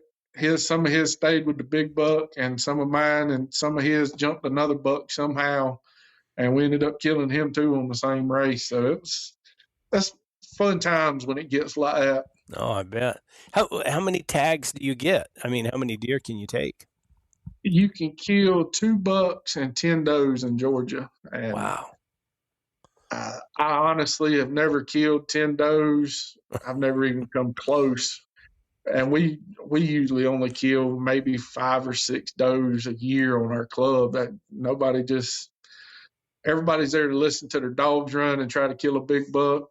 Very few does and very few small bucks ever get killed. I'll be dang. This sounds like fun, doesn't it, Benny? Wake up. Yeah, it does. I mean, sounds like an event. It's definitely an event. I mean, you can turn out 5 or 6 times a day, depending on how many trucks are there with dogs, and you can get to see a lot of dog work on a good day's hunt. Completely different than riding around on a mule and looking for a lion track, isn't it? It's definitely a different experience, and I've always loved running dogs. I've killed bears with dogs. I've run hogs. I've run deer, obviously. I've coon hunted. I've got a squirrel dog that I squirrel hunt with. Mountain lion was about the last thing that was on my list to try to run with a hound. And I can say it was an experience of a lifetime to get to see it and watch some really good dogs work terrain that was unfamiliar to me and see how they work and stay close to the guide and the mules and hunt pretty close to the trails. And the handle that they had on those hounds to be able to call them off, because when we were coming out on that Sunday afternoon, we cut 2 more cat tracks, and he was able to call the dogs off, trying to get us out before dark. And the work and effort it takes to do something like that is very impressive. And I enjoyed that part of the experience more than probably I would have killing one, honestly. Do you plan on going back? Are you going to try to do it again? I'm gonna try to do it again. I'm gonna give myself a little bit of time, and because this trip was my 40th birthday present from my wife. She knew I wanted to go on one. I turned 40 this past November, so that was her gift to me for my birthday, and so I'll do it again one day. Chris, you're still muted. When you do it again, do you think you want to try different terrain, or just like you were there, or what do you think? I think I would try some different terrain. And honestly, with my inexperience out west, I don't know where I would look into going. I'd do some considerable research, which I did a good bit of research on this one, and was looking forward to the adventure and enjoyed it. It was tough. I called it quits, but I would probably try something different, maybe a different state, just to see something different. Would you think you'd enjoy just hunting in snow? I mean, a typical snow hunt, driving around in a buggy or a sled or something, or would you rather go down and sit on a mule and ride circles in the desert? Honestly, I think I'd like to try just some dry ground to start with again, because snow made things a lot different. And I know snow makes easier hunting just because of the scent conditions. I realize that because I know how scent conditions are here with moisture. And I know if you can cut a fresh track in the snow, it makes things a lot easier and usually a little bit better. But I'd like to see some true dry ground hunting, just to experience it and see it like that. And that was kind of what this was supposed to be. But, God had another plan. I'm sure the guy you were hunting with said he could take you dry ground line hunting. He's about as good as they get, really. I think he was taking them dry ground line. Well, yeah. It just snowed, and it just snowed. It snowed in Globe. It snowed down south on the border. It's been getting some weird snow here and there. And you would think, and we talk crap about snow, but snow in rocky conditions, not just roads and trying to cut a track, that's pretty tough. And in Georgia, they don't have big rocks and cliffs and mountains like we got here. And when I get people from back east, I swear they would rather roll boulders down a mountain or a cliff or off something than hunt. They love rolling boulders. I could sell a guide service just to go roll boulders. It doesn't have to be a guy from back east. It can be a guy that was born and raised in southern Arizona rolling boulders. You're right. That John Clump, he spent an hour and a half or 2 hours up there rolling boulders off the side of the mountain. Yeah. Well, that was me. That first saddle we got to on Friday, there was snow up there. I think we were around 7,500 foot. And this was before the snow hit. While he was gone to try to pull the dogs off of that small cat track, I sat there and built a small snowman. I was like, I might not ever get to do this again. I sent a picture to my wife and daughter, drew their names in the snow, took some pictures. I was like, if I didn't think I would lose my man card, I might do a snow angel just for the heck of it. But, that kind of experience to me, never seeing it, was was pretty cool just to get to see it. So yeah, I can see the rolling boulders down a mountain as a fully own experience. Yeah, for us that's not used to it. Rick Cooley asked, do you use shotguns or rifles when you're deer hunting with dogs? I think you said shotguns. Yeah, we use shotguns with buckshot. There are some clubs that allow rifle hunting, and obviously people are very careful. They're shooting on a big, wide open clear cut, freshly cut timber where there's no roads or people behind them. And they're not shooting down a road most of the time with people with them or down the road from them. So some clubs do use rifles, but our club just elects to shoot shotguns only. And that buck, how old do you think he was? That deer was probably 4.5, 5.5 years old, which is pretty old deer for down here. I'll be dang. Guys? That was a lot of information. Man, it makes me want to go deer hunting in Georgia. Come on down sometime. I'm curious about the scent. The scent. Is it like bear? Everybody knows bear's stinky, and it's easier to run a bear than it is a lion. How is deer? Is it? They got them glands. So is it easy tracking? It depends on, just like anything else where y'all run a bear and lion, the conditions. If it's dry and hot, and all we've got's pine trees. We've got a lot of planted pines because we lease from timber companies. So we've got just a lot of switchgrass and sawgrass under planted pines. So there's not a lot of scent holding capability there in the dry conditions. So you can watch our dogs in some openings, and some of them, if they're cold nosed enough, they're going track to track to track. But when it's moist, when the conditions are just right, there's enough of the scurf, whatever that falls off of the animal that are on the bushes. And obviously a buck in the rut, our rut's right the 1st of November here. Rut and buck stinks worse than anything else. And that's when we have our best luck killing bucks is in the rut because they just smell a lot worse. And you get a lot better rates. But excuse me, guys. I'll be right back. But it's just like anything else. That's what we train these dogs for. When we've got young dogs, we'll drag deer hides for them across yards, through the woods. And I just take young dogs 6, 7 months old to the woods with an older dog and just slowly introduce them.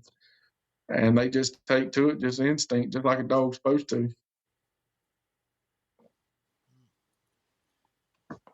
Yeah, I think Benny should start a dry ground mountain lion hunting club and see how that goes. Yeah. What do you think, Benny? It would be infiltrated by U.S. Fish and Wildlife. It probably would be. You guys got a lot of so what's your game warden situation over there as far as, bait? Like, you guys can bait, and like with bears here, they try to catch you baiting or using cameras because we're not allowed to use cameras no more. What's your no-no? What's your no-nos deer hunting? Deer hunting, you can't hunt from public county roads. Can't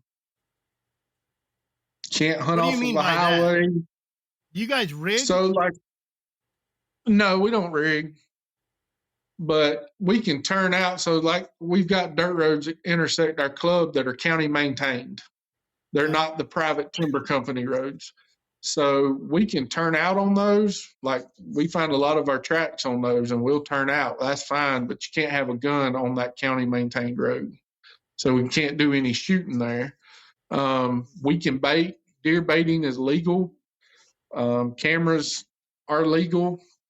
A lot of clubs have gotten to where and again, because of the lack of food that we have with the way the timber industry is, they'll have baiting stations across the club, and we've done it before. We run community feeders where you're not allowed to hunt on them still hunting, but we'll run 10 or 12 feeders across the club all year with cameras on them just to feed the deer and keep them coming.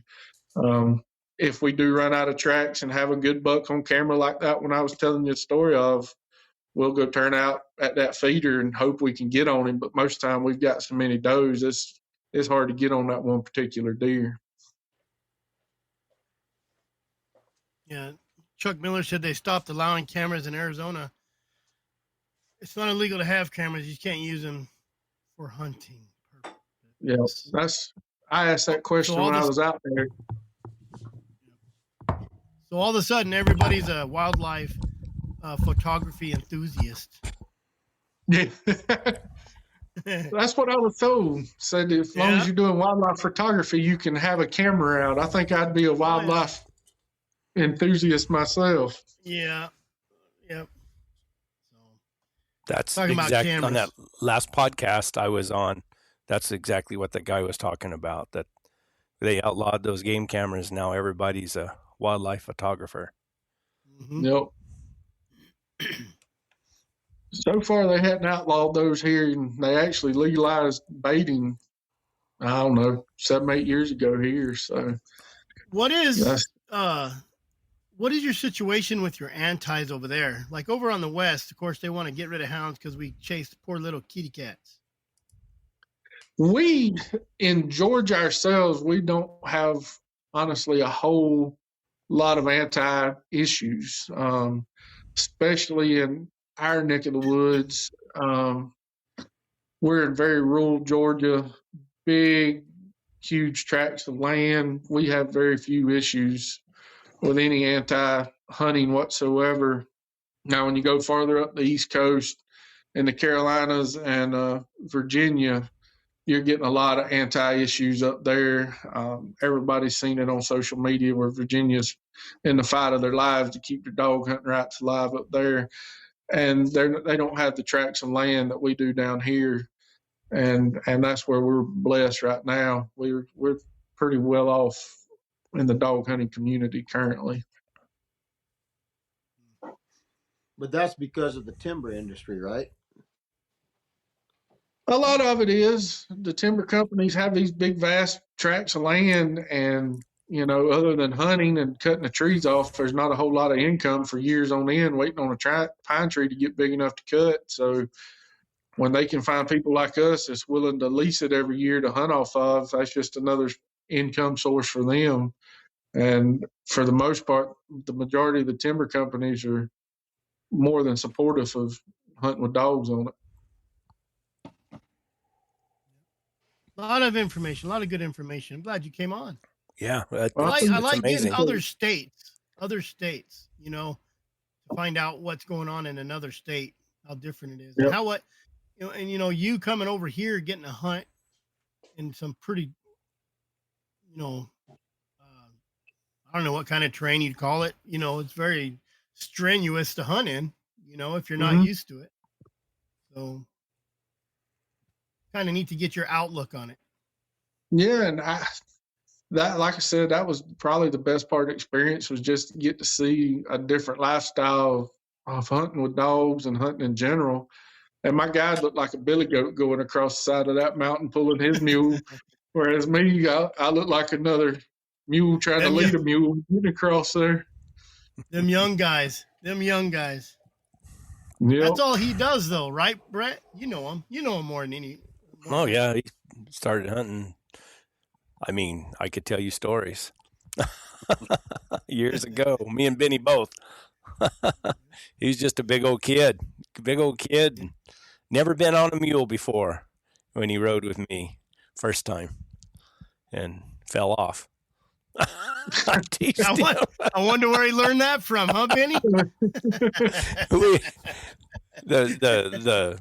The old mule, the girth had loosened up, and we ran a bear up a canyon, and I don't know, I took off or something, and I heard back and behind me, and I knew it didn't hurt him. I just turned around and said, "Get back on that mule right now." Tighten it up. Let's go. I lost my beanie. I was wearing a beanie because it was cold.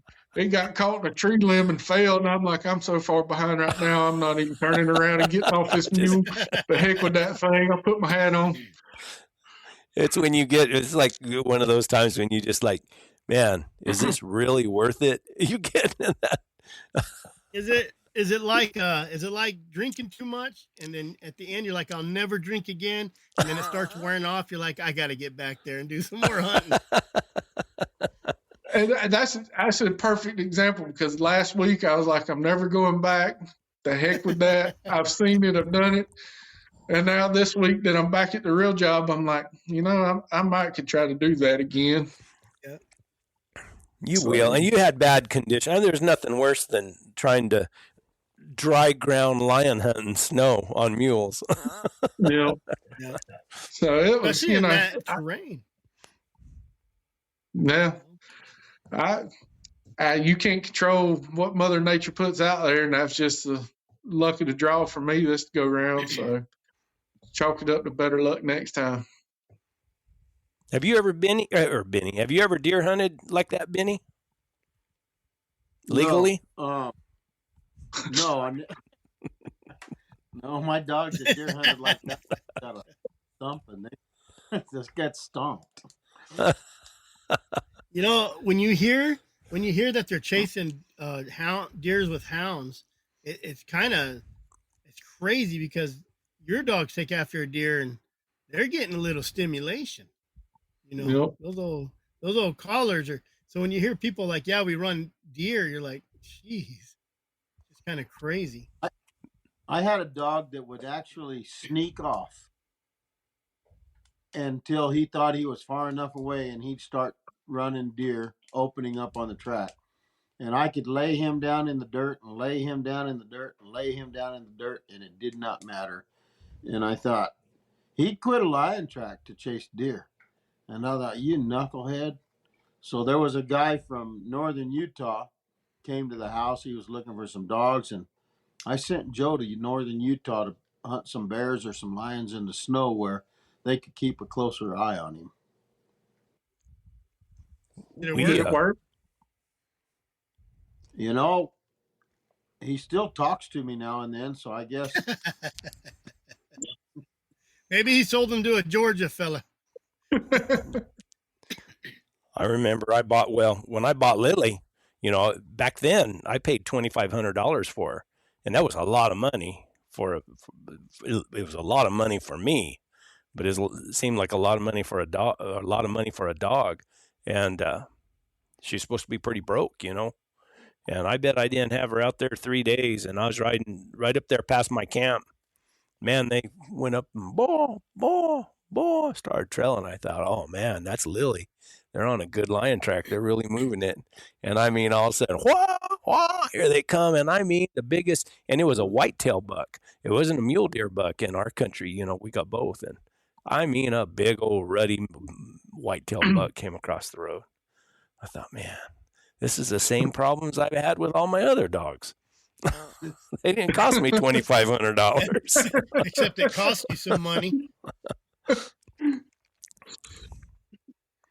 So you've seen it. It can get a little exciting. Oh, that was exciting.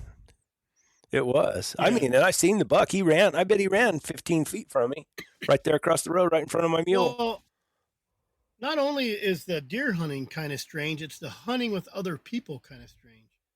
I was just telling Benny Brett he should start a dry ground lion hunting club. See how that goes. Yeah, with Benny in it. Yeah, leading the charge with his spear.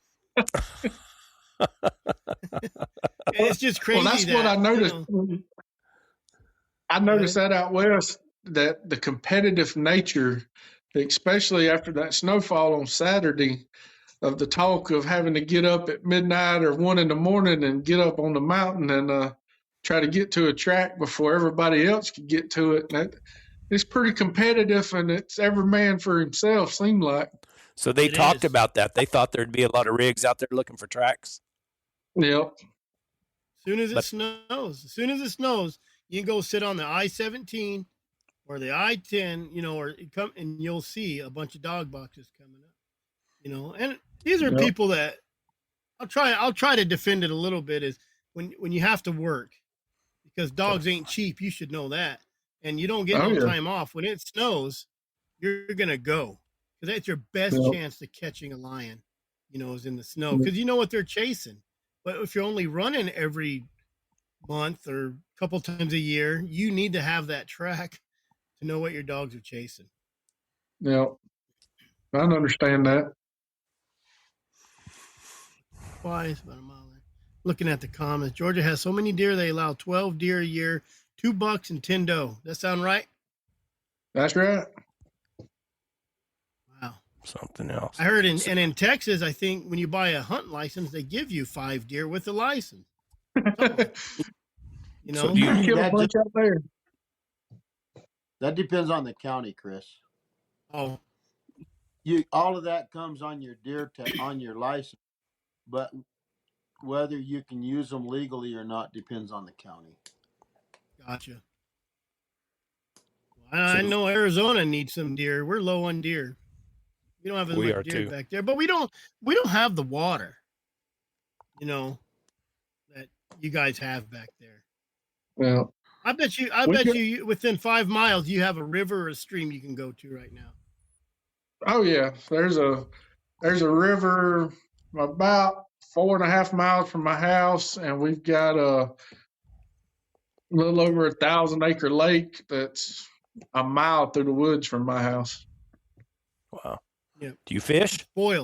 Spoiled. Oh yeah, we fish. I've got a small 16-foot boat that we bass and panfish out of. Actually sold my dad's saltwater boat. My dad passed away 3 years ago, and we fished on the Gulf Coast out of Florida several times a year. I grew up doing that as well. So I've done a little bit of saltwater and freshwater fishing all my life. So, do you like venison? Do you like to eat deer? Absolutely. We between me, my wife, and my daughter, we killed 11 this year, and we've got a freezer slam full. We actually had lasagna made with deer burger tonight, so we eat deer meat year round. I bet. What are you cutting it? How are you cutting it up? Mainly burger. We get a good bit of burger just because that's what my wife likes to cook with a lot. I keep the back straps out whole. I do a bunch of different things with the back straps, and I will cut up some steaks out of some of the muscles in the hams. I love my cube steak now. I get a lot of cube steak made, do a lot of different ways with cube steak, but burger's predominant, and we get a good bit of sausage made as well. Where'd you say in Georgia you were located? I am in Lanier County, Georgia, which is Lakeland. You ever bottle any of your deer? I have never done that. I've seen it on the internet, but I have never tried that before. Yeah, I'm a big fan of it. I just ate some deer meat from 2010. Really? I swear. Was it good? Lion hunters. Oh yeah, made some tacos with it. How long ago did you eat that? Just 2 weeks ago when I was down there hunting on the border. I fed it to them Texans, and I didn't let them know it was that old until after they were done, and said how good it was. Yeah. That's crazy. Just like drinking green moonshine. We're going to have to get into that story one day, Brett. Every time you bring that up, Brett, just that look Brett gives is crazy. Well, he's still going to the mental doctor, and he's not telling. I muted him. That does it on its own. Oh, me. Well, what else? What else do you do? You don't just run hounds, obviously. You fish, and what else you got going on out there? Puts people to sleep. Yeah, we turkey hunt. Turkey season will be coming up here pretty soon, so we'll get ready for turkey season. Do a lot of dove hunting. We got a bunch of ducks down here, but I never really got into the duck hunting scene. But my daughter's gotten big into basketball now, so we're head deep in basketball season and training and all that stuff and working out every day. So, she keeps us rolling. We both work full time, run the magazine, which is a almost full time business in itself, and keep her How on. do we get subscribed to that? If you throw out You can check us out on southernhoundhunting.com. There's a subscribe link right on top of the homepage. But if you're passionate about hunting anything with dogs, we've had several mountain lion hunting stories in there. We've got a guaranteed bear section in every issue, hog, deer, all the small game you can hunt. And our next issue is actually dedicated to nothing but the kids. We always have a hound hunting kids section, but we're dedicating our spring issue to the entirety is kids. So we've got a bunch of kids getting their stories ready and pictures, and from front to back cover, it's going to be all kids and their hunting stories and their hounds. So, you do a lot of gator hunting, or do you do any at all? I've done it. Down here, gator is a quota hunt. You got to get drawn, picked. I've been picked once or twice and gotten a tag, but we get a lot of nuisance gators too. So I see that smile. They get too close to the house or something, they're a nuisance. We have them a bunch at our hunting club. We've got a ton of water in our hunting club, and we run up on them quite often during hunting season. So sometimes they disappear. Scott from Bad Boars? I do not. I'll have to check. I didn't know you had a magazine. I just seen you posted how tough your hunt was over here, and I thought it'd be a good story that a back east guy came over here and not only hunted in the snow, and I imagine, I wonder if Bensie's like, yeah, we got some snow. It's going to be easy to maybe find a track, and it still sounded tough. It was tough, and on y'all, it would have been nothing probably.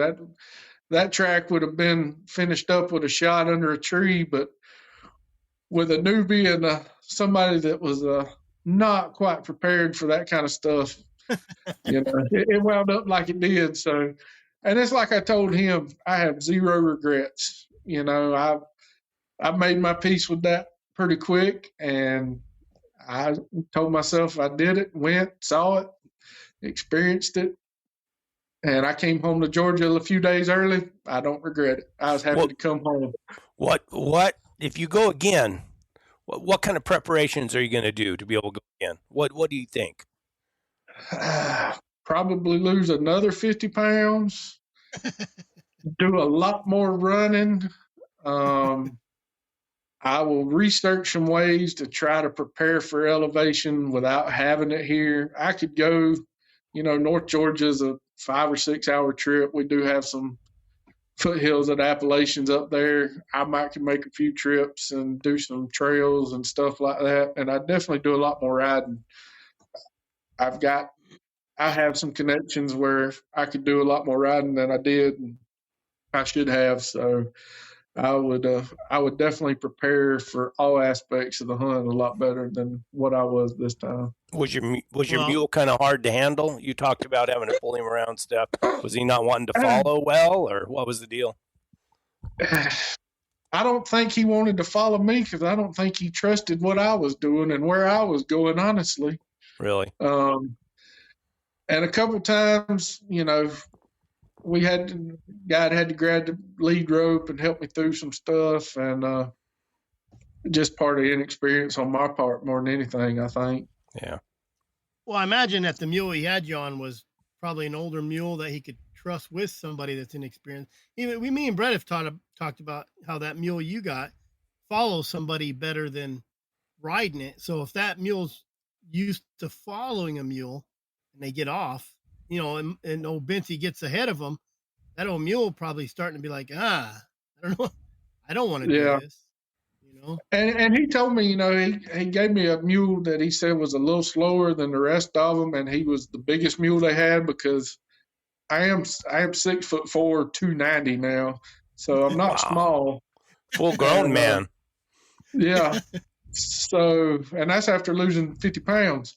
But so Big John and I, we were a good match because he was broad enough to carry me, but he was also a little slower, which was perfectly fine with me and my riding pace. But we struggled keeping up a little bit. Well, since you work at the hospital, couldn't you save money and get a good deal on a portable Inogen, and you wouldn't have to worry about all of that?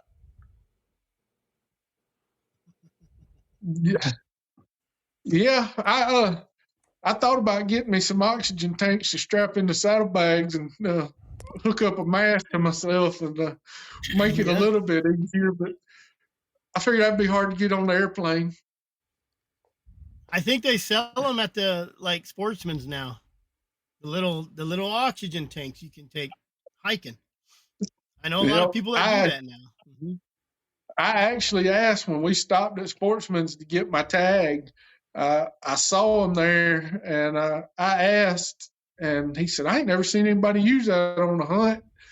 So my pride kind of got the best of me on that one. I'm like, well, I'm not going to be the first then. I'm not going to buy any of that. So in hindsight, yeah, I probably should have bought a can or two. It probably would have helped.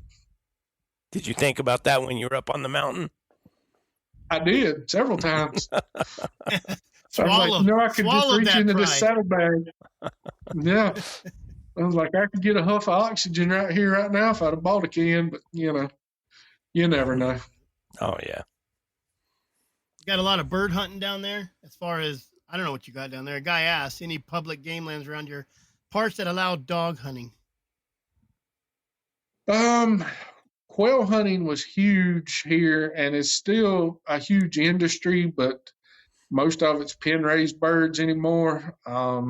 Again, with the way they cut timber and spray instead of burn anymore, wild quail coveys aren't what they used to be. I think right now, I know where maybe 2 or 3 wild coveys are, and where they are, you couldn't hunt them. It's a thick. If you were to shoot them, you'd never get them, even with a good dog.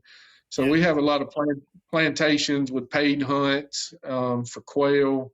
We've got a great dove population, obviously migratory some, but we have a lot that live here, a lot of agriculture. So we have several good dove shoots a year.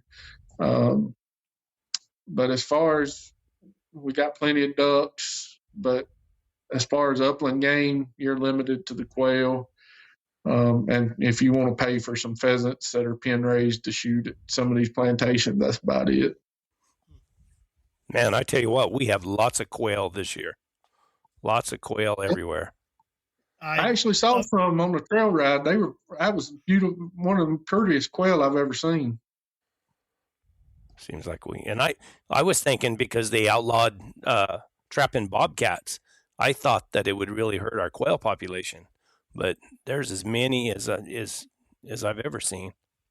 I seen quite a few this last year too when I was hunting. A lot of them. Well, that's a good sign. Yep. Benny, what do you say? You look like you're ready to stomp somebody. Yeah, my sheets. You get tired? We keep Benny up every Monday now. Well, and I had a short night. What happened? Oh, just one of those deals. Just one of them deals. But Chris had a short night too. Oh, I had a horrible night. I always wanted to hear from somebody that ran deer with hounds, because I've heard about deer hunting with hounds, but I've never heard from somebody that did it. This has been interesting. I would like to encourage him, though, the next time he comes over this way to go lion hunting, tell your guide to take you to the desert with a cactus and experience Down the low. cholla, Arizona. Oh, Cholla's beautiful. They from what I understand, he had been down in the Palancios, And I think they took a tom out of there too, on the New Mexico side, I believe. Maybe Arizona. Yeah, New Mexico side. I'm pretty sure it was New Mexico side. Yeah. Yeah, I hear that Choya is beautiful and it'll go with you wherever you go. Oh yeah, you'll take some home with you whether you want to or not, or try to. Oh, Choya. You know, if you get down low in the desert and hunt that 1,000, at 1,500 feet stuff, it might not be so bad on the oxygen. That's what I was thinking. Get down low and be able to tolerate that a little bit better. I was curious though, what kind of situation? What was the terrain where you had to get off and lead your mule?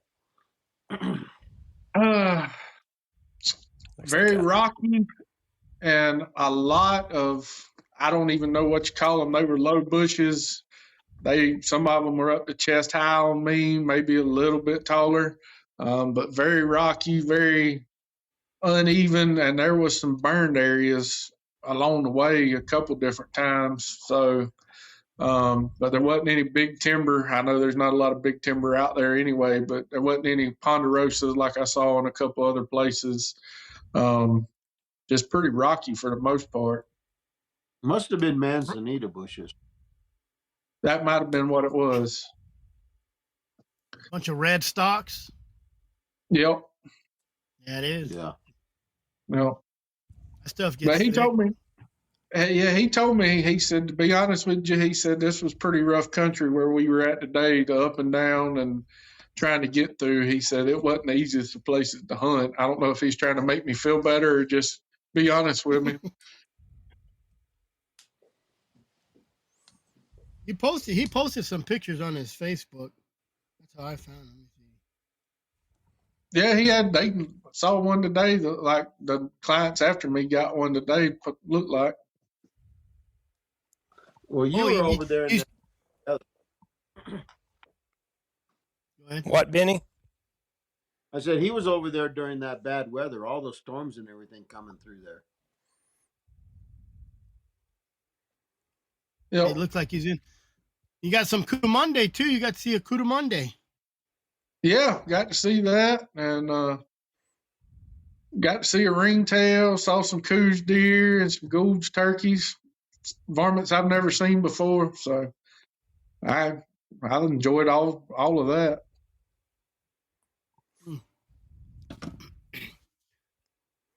Well, What else, guys? he done said it all. Questions in the comment section. We never did get anybody. Let's see. I think it was Timothy. Where did I get the email about Mike Bency? Mike Bency was the guy, John, about naming the podcast. Oh yeah, I got need a name for this podcast. I know we don't have a name. We just call it Monday Night Live. Maybe that's good enough. I like that. There you go. Monday Night Live.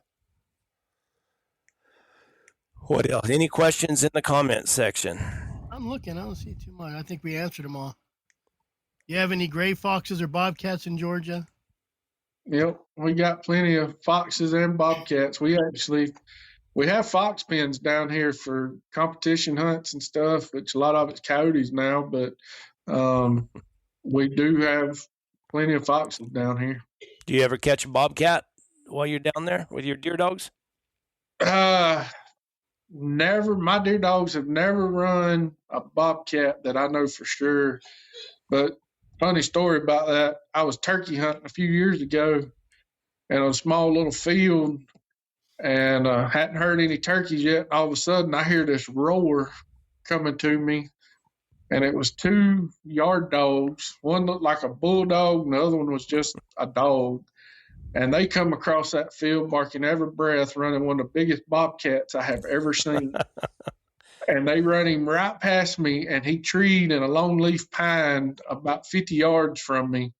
And they stood there and treed that thing for a few minutes, and he finally jumped and ran. And I don't know if it was just me there, but they hauled tail, didn't get back on him. But I was like, that's the most random thing I have ever experienced. 2 just junkyard dogs running a big old cat right across the road. Do you have an address?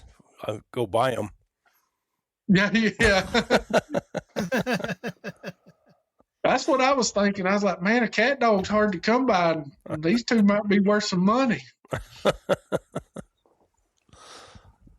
Sure. We've seen a bunch of bobcats down here. I've shot one before, but I've never actually got one with my dogs. Top hat game, Cheryl Brooks. I'm very interested in somewhere to run bobcats, foxes. We want 35 to 40 hounds. If anybody knows a club where we can pay a guest fee, would be greatly appreciated. She's talking to Cheryl Brooks. Where are you guys located at? What is you got some bobcat hound clubs over there, or is it just deer clubs, or?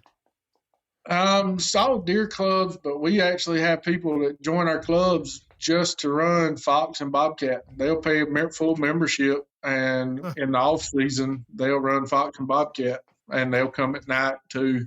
So there's no particular just fox or bobcat hunting clubs, but they do join ours for that. And like I said, we've got the fox pens.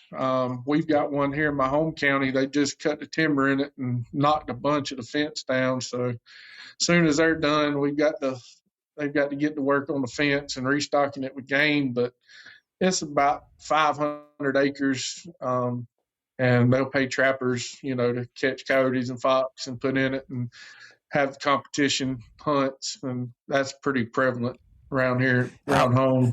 How does a coyote competition hunt? Do you know how they work?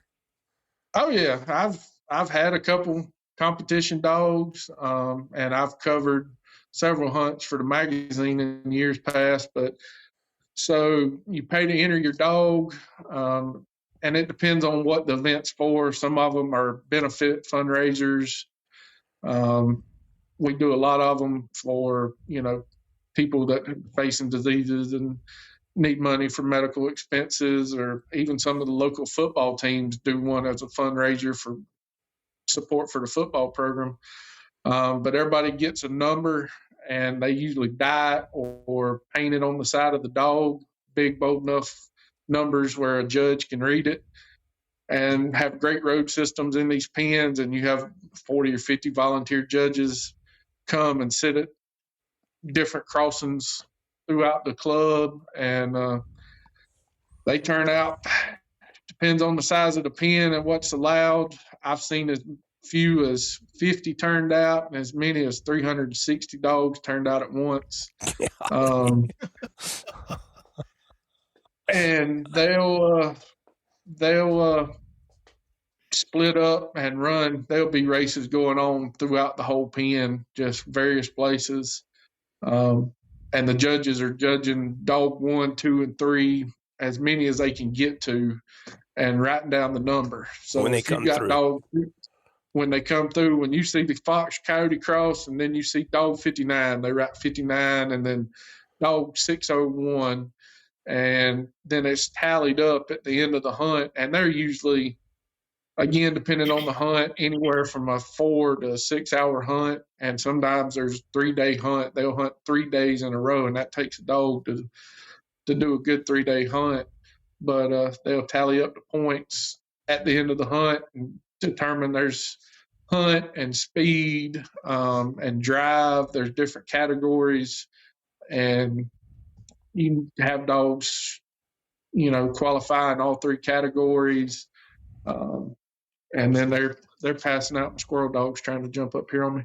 And a lot of them have gone to dog food prizes now with a little money, trophies, but obviously as expensive as dog food now is, that's a prized possession. So if you win first place in a good fox hunt, you might take home 10 or 20 bags of dog food. Wow. Is there any arguments or anything? Is there any cussing the judges or? Honestly, not a whole lot. There will be some disagreements and some people that, fuss about it, but most of the time the hunters that are entering their dogs aren't allowed in the pen during the hunt, so they don't know really what's going on. They can sit on the edges and hopefully see their dogs, along the fence and kind of know how their dog's doing, but it's just the judges inside the pen. So it's not like a competition coon hunt where everybody's arguing at the tree and counting points. So they have to, at a fox hunt, they have to go at the judge's discretion and believe what the points tallied up was what they actually saw. They don't ever jump up and down and say, "The judge is blind. That was my dog." I've never seen that. So bunch of gentlemen down there. They do that out here. We'd be pulling out guns. Oh, yeah. What about the dog fights? Dogs themselves don't get in a whole lot of fights, but they will corner a coyote a lot of times. And they have guys on side-by-sides and even some guys on horses. That's their job, is to rove the fence line. And that's where most of the encounters happens, on the fence line, when that coyote just gets in a bind. And they try to get there immediately, and they'll have dog boxes, and they'll catch coyote and put him in the dog box to protect him, because they've paid good money to get him in that pen and to be able to hunt him. So if the dogs are catching him or whatever, they do their best to protect the coyote. They'll get him out, give him time to rest, take him out to hunt for the day, and then put him back in the pen once the dogs are out. Give him a drink of water and give him a little bit of wet dog food. Yeah. I've watched them ride a coyote around for 4 hours in the back of a dog box, just like he was a ham. Oh, that's so funny. Are these all pen raised dogs, right? Coyotes, pen raised coyotes? Nope. These are all, for the most part, wild caught. People catch them in rubber draw traps and live traps, and they'll transport them to the pens. They're not pen raised. They're in these pens, and I've asked some of my buddies that are way more prominent in the sport than I am. You very rarely see a litter of pups from a coyote in a pen. Oh, why is that? I wonder. I don't know if it's a food source, which they pour dog food. They have automatic dog feeders scattered out through these pens, and they feed them, just as good as we do our hounds at home. So I don't know what it is, if it's just the stress of it being run a good bit, because it's just not the hunts that are run. People, if you're not a member of that club, you can pay so much per dog and you can go run. Like when I had mine, I would go to the fox pen here 2 or 3 times a week and just run my fox dogs in the pen. Well, they pay quite a bit of money to bring for trapped coyotes, don't they? I don't know what the going rate is currently, but I do remember a few years ago they used to pay $75 to $100 a head for them. I'll be dang. Benny shakes his head. No, why? I remember when their hides were bringing $75 to $100 a piece. Yeah. It's just a different mindset than mine. How come that doesn't surprise me? I bought a dog with his sole purpose is just to kill coyotes. Yeah. Well, they brought out the competitive nature in this way and give everybody a chance to see who's got the best dogs. So they want to keep them alive as long as possible. I bet it's hard judging it, though. I would hate to be a judge. I bet that's a tough deal. It can be. But as long as you can see the numbers, it's really not that bad. They'll come out a pretty straight line. Sometimes they'll be jumbled up. And most time they only try to get the top 4 or 5 dogs, so they ain't got as much to keep up with. But you get the lead 2 or 3, then after that it gets a little difficult. How long does the deal last? Anywhere. I've seen 3-hour hunts and I've seen 6-hour hunts. And they're running that coyote around that pen for that long, or? It won't be the same coyote. The dogs will break off of one. And they've got all kind of holes dug out there for the coyotes. They've got pipes for the foxes. They've got old refrigerators sit out there that they've burrowed under, and if they get stressed or get to the point, they know where they can go hide, and then the dogs are hunting a fresh one.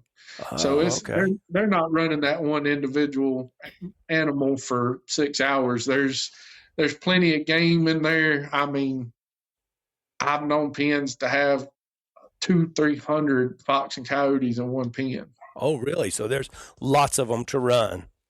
Oh yeah, there's plenty, and that also helps protect the animals as well, because when there's that much game in there, they're not just going to run one single animal until he's stressed out and can't go anymore.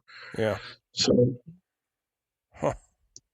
Interesting. Crazy. That's a new world. Deers, coyotes, everything we try not to chase. yeah. I used to chase a lot of coyotes. I had those yeah. stag hounds, those sight hounds, and we used to run them, and of course we let them catch them if they could. Well, I've always wanted to do that. I've seen that on social media with the guys running wide open in the truck and dumping the box out on a coyote or something like that. That'd be right up my alley, I think. I used to do it on horseback. Oh, wow. And I caught a lion that way one time. Oh, wow. With my stag hounds. Yeah. That's impressive. It was a accident, really. It surprised me. I got a video. There's a video on my YouTube channel. And I think I called it Last Hunt of the Year or something like that. Where All right. I have to go back and look for that. Yeah, it was from there was a guy over in Arizona. It's kind of another thing that kind of got me making videos. There was a guy named Dave Carlson. Do you remember him, Benny? Or he's kind of a character. I mean, this guy made these report cards. He trained dogs for people, lion dogs, and he did like a video report card of the dog that he was training for him. And then he started selling these tapes that he had, or DVDs. It was before the internet or before YouTube or anything like that. And I bought some of them because I was interested in lion hunting and everything. And this guy was a character. So I had some guys ask me one time, well, how do you run these coyotes on horseback with your dogs and everything? And they said, you should make a video of it. So I had my wife go into town, buy me a little video camera. I said, buy me one of those cameras and I'll make a video. And I went out there, and in the video, I'm all pretending I'm some kind of fancy outdoor film guy. You know, it was before YouTube or anything, and I'm talking to the camera and saying whatever. And, oh yeah, and I'm riding my horse, and I set up a predator call. This is the way I used to, because we don't have. It's not like, you know, back in the Panhandle or Oklahoma or Iowa or wherever they have all these big, you know, open spaces where they could run them. That I had smaller open spaces. So what I had to do is try to lure a coyote into the open so that dogs could get good and sighted and go get him caught. So I would find a little patch of mesquite and I'd get in there with my horse and those dogs, if you watch the video, you'll see those dogs. How many times I'd done it with them. I put that predator call out there and those dogs would just stand like that, just looking, just scanning, waiting to see a coyote come across. Well, we were riding between stands and the dogs took off, and I'm running through there, and I'm filming with my camera, and the horses jumping over bushes and stuff. And I said, "Oh, I don't know. I'm not going to see the race, but I think they got him caught or something." I forget what I say. And then I get up there, and it's a dang lion, and those dogs are rolling around with that lion on the ground. And I don't know why I said it. I said, "Oh, I don't know, but I got to get him." I was all pumped up, man. I just jumped down. I got a little .22 pistol. I'm trying to put it on the lion's head and shoot it while they're all rolling. It wasn't a big lion. It was a small lion. It was a little, you know, sub-adult lion, but it was out there in the desert, and by golly, it was a lion, and I was excited. I don't blame you. I would have been too. So anyway, yeah, and I filmed it all, and I made a video of it. It's kind of crazy. On VHS. It was a long time ago. Yeah, it was on VHS. Did you see it over? I sent one to David Heiss. Did you see that one, Benny? My house. We used to get together, and I would rent the UFC fights, and David Heiss would come over and pay for half. And one night he brought that tape over. He said, "Hey, you got to watch this." I sent that tape to a bunch of people. I was pretty proud of myself. I put music to it and all kinds of things. You got that transferred up on a channel? Yeah, I can probably show it if y'all want to see it. How long is it? It's not very long. The dog's pretty fast. Yeah, those are running dogs. Hey, what is everybody using walkers, or you guys got an assortment of dogs everybody uses over there? We're using a bunch of walkers. There's a couple clubs. Guys use some beagles and some half walker, half beagle mixes, but primarily my club, we're all using long-legged running walkers. How big are those pins?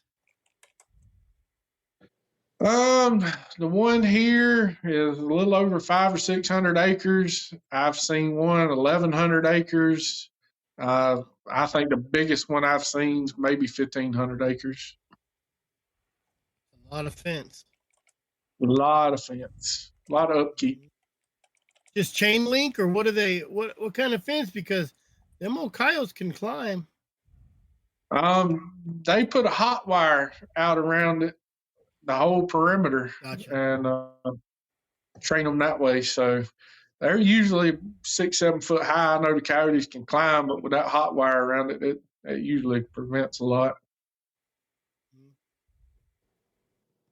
There's Calvin. There's Calvin sneaking in late.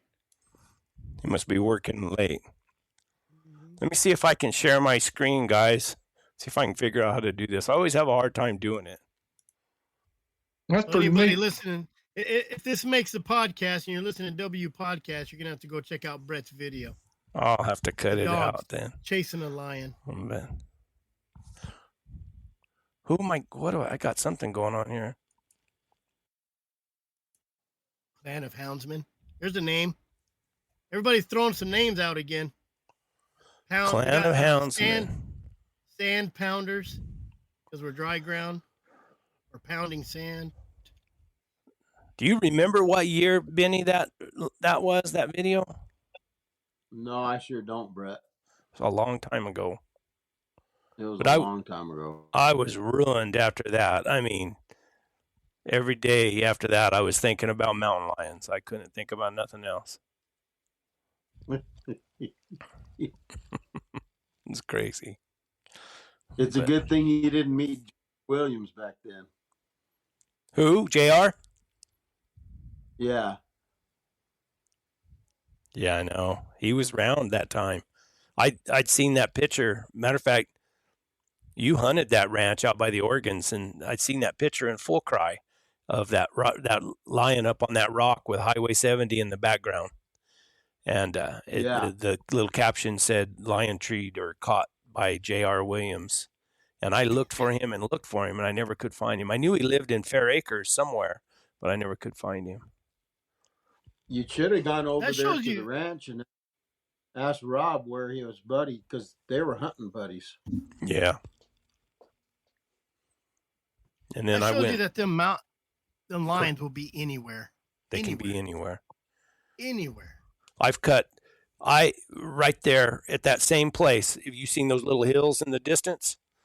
I take my dogs out there often, and I can take, I got a lot of dogs, so I can take all of them and just exercise them. And we ride through those hills, and I hit a track in there one time. And this is, I know people are going to think I'm full of crap. This is the honest truth. This is what happened. I was right, and the dogs hit that track, and they started trailing. They're working that track all the way through, and we trailed all the way to the other end. And when it broke out into that, on the other side, it's like a brushy dirt, but they couldn't trail anymore. I thought, man, maybe these dogs are trying to trail a coyote or something. I don't know. So I turned them around, went back to where I started it, and sure enough, we trailed it the other way too. I thought, well, they couldn't trail a coyote backwards like that. So we trailed back out the other direction, and I didn't think nothing of it, really. I thought, well, probably maybe a lion had come through there. And I loaded up my dogs and went home. Next day, the wind was blowing 50 miles an hour, and there's no way you wanted to be out there in the wind. And Cody King, matter of fact, Cody King sent me a picture of a lion off a game camera. He said, "Hey, this is up there somewhere by you." And Cody King's way down in South Texas. And I looked and I called him right away. I said, where was that picture taken?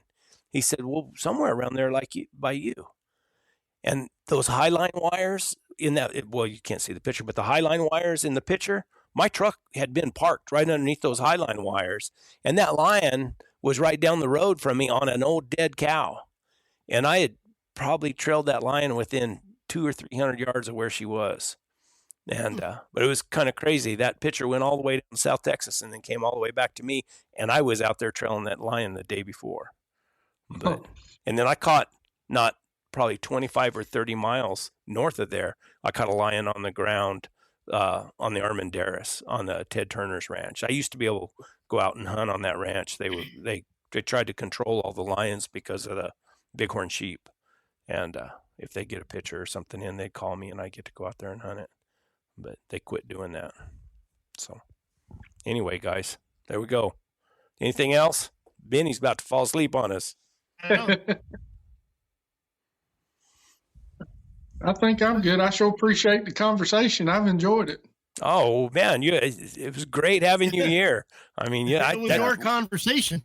We learned so much. Like I said, I want to go deer hunting down there sometime. Sounds like fun. Yeah. Just let me know when. I'll bring my video camera. There you go. VHS. What's up, Benny? You said you're going to say something and we cut you off. Oh, take your terrace down there. Oh, the terrace. Yeah, they'll run deer. They probably trash on a hog or a coyote or something in there. Or make you look good and catch a bobcat. Oh, wow. That'd be something. I might move in down there if they catch a bobcat down there. All right, guys. Everybody had enough? Any more questions? Anything? Oh, that was great. Perfect. Well, we appreciate you coming in and spending so much time with us. It was a lot of fun. Guys, what's your magazine again, real quick? Southern Hound Hunting. Southern Hound Hunting. There you go. SouthernHoundHunting.com. And you cover everything. Coons, everything. Deer, coyotes, bears. Coyote, squirrel, hog, everything but the birds. Perfect. Great, guys. Benny, you better go get you a nap. I'm going. Thanks, Benny. Thanks, Chris. Guys, everybody in the chat, thank you. Next Monday. Onward and upward, guys. Good night.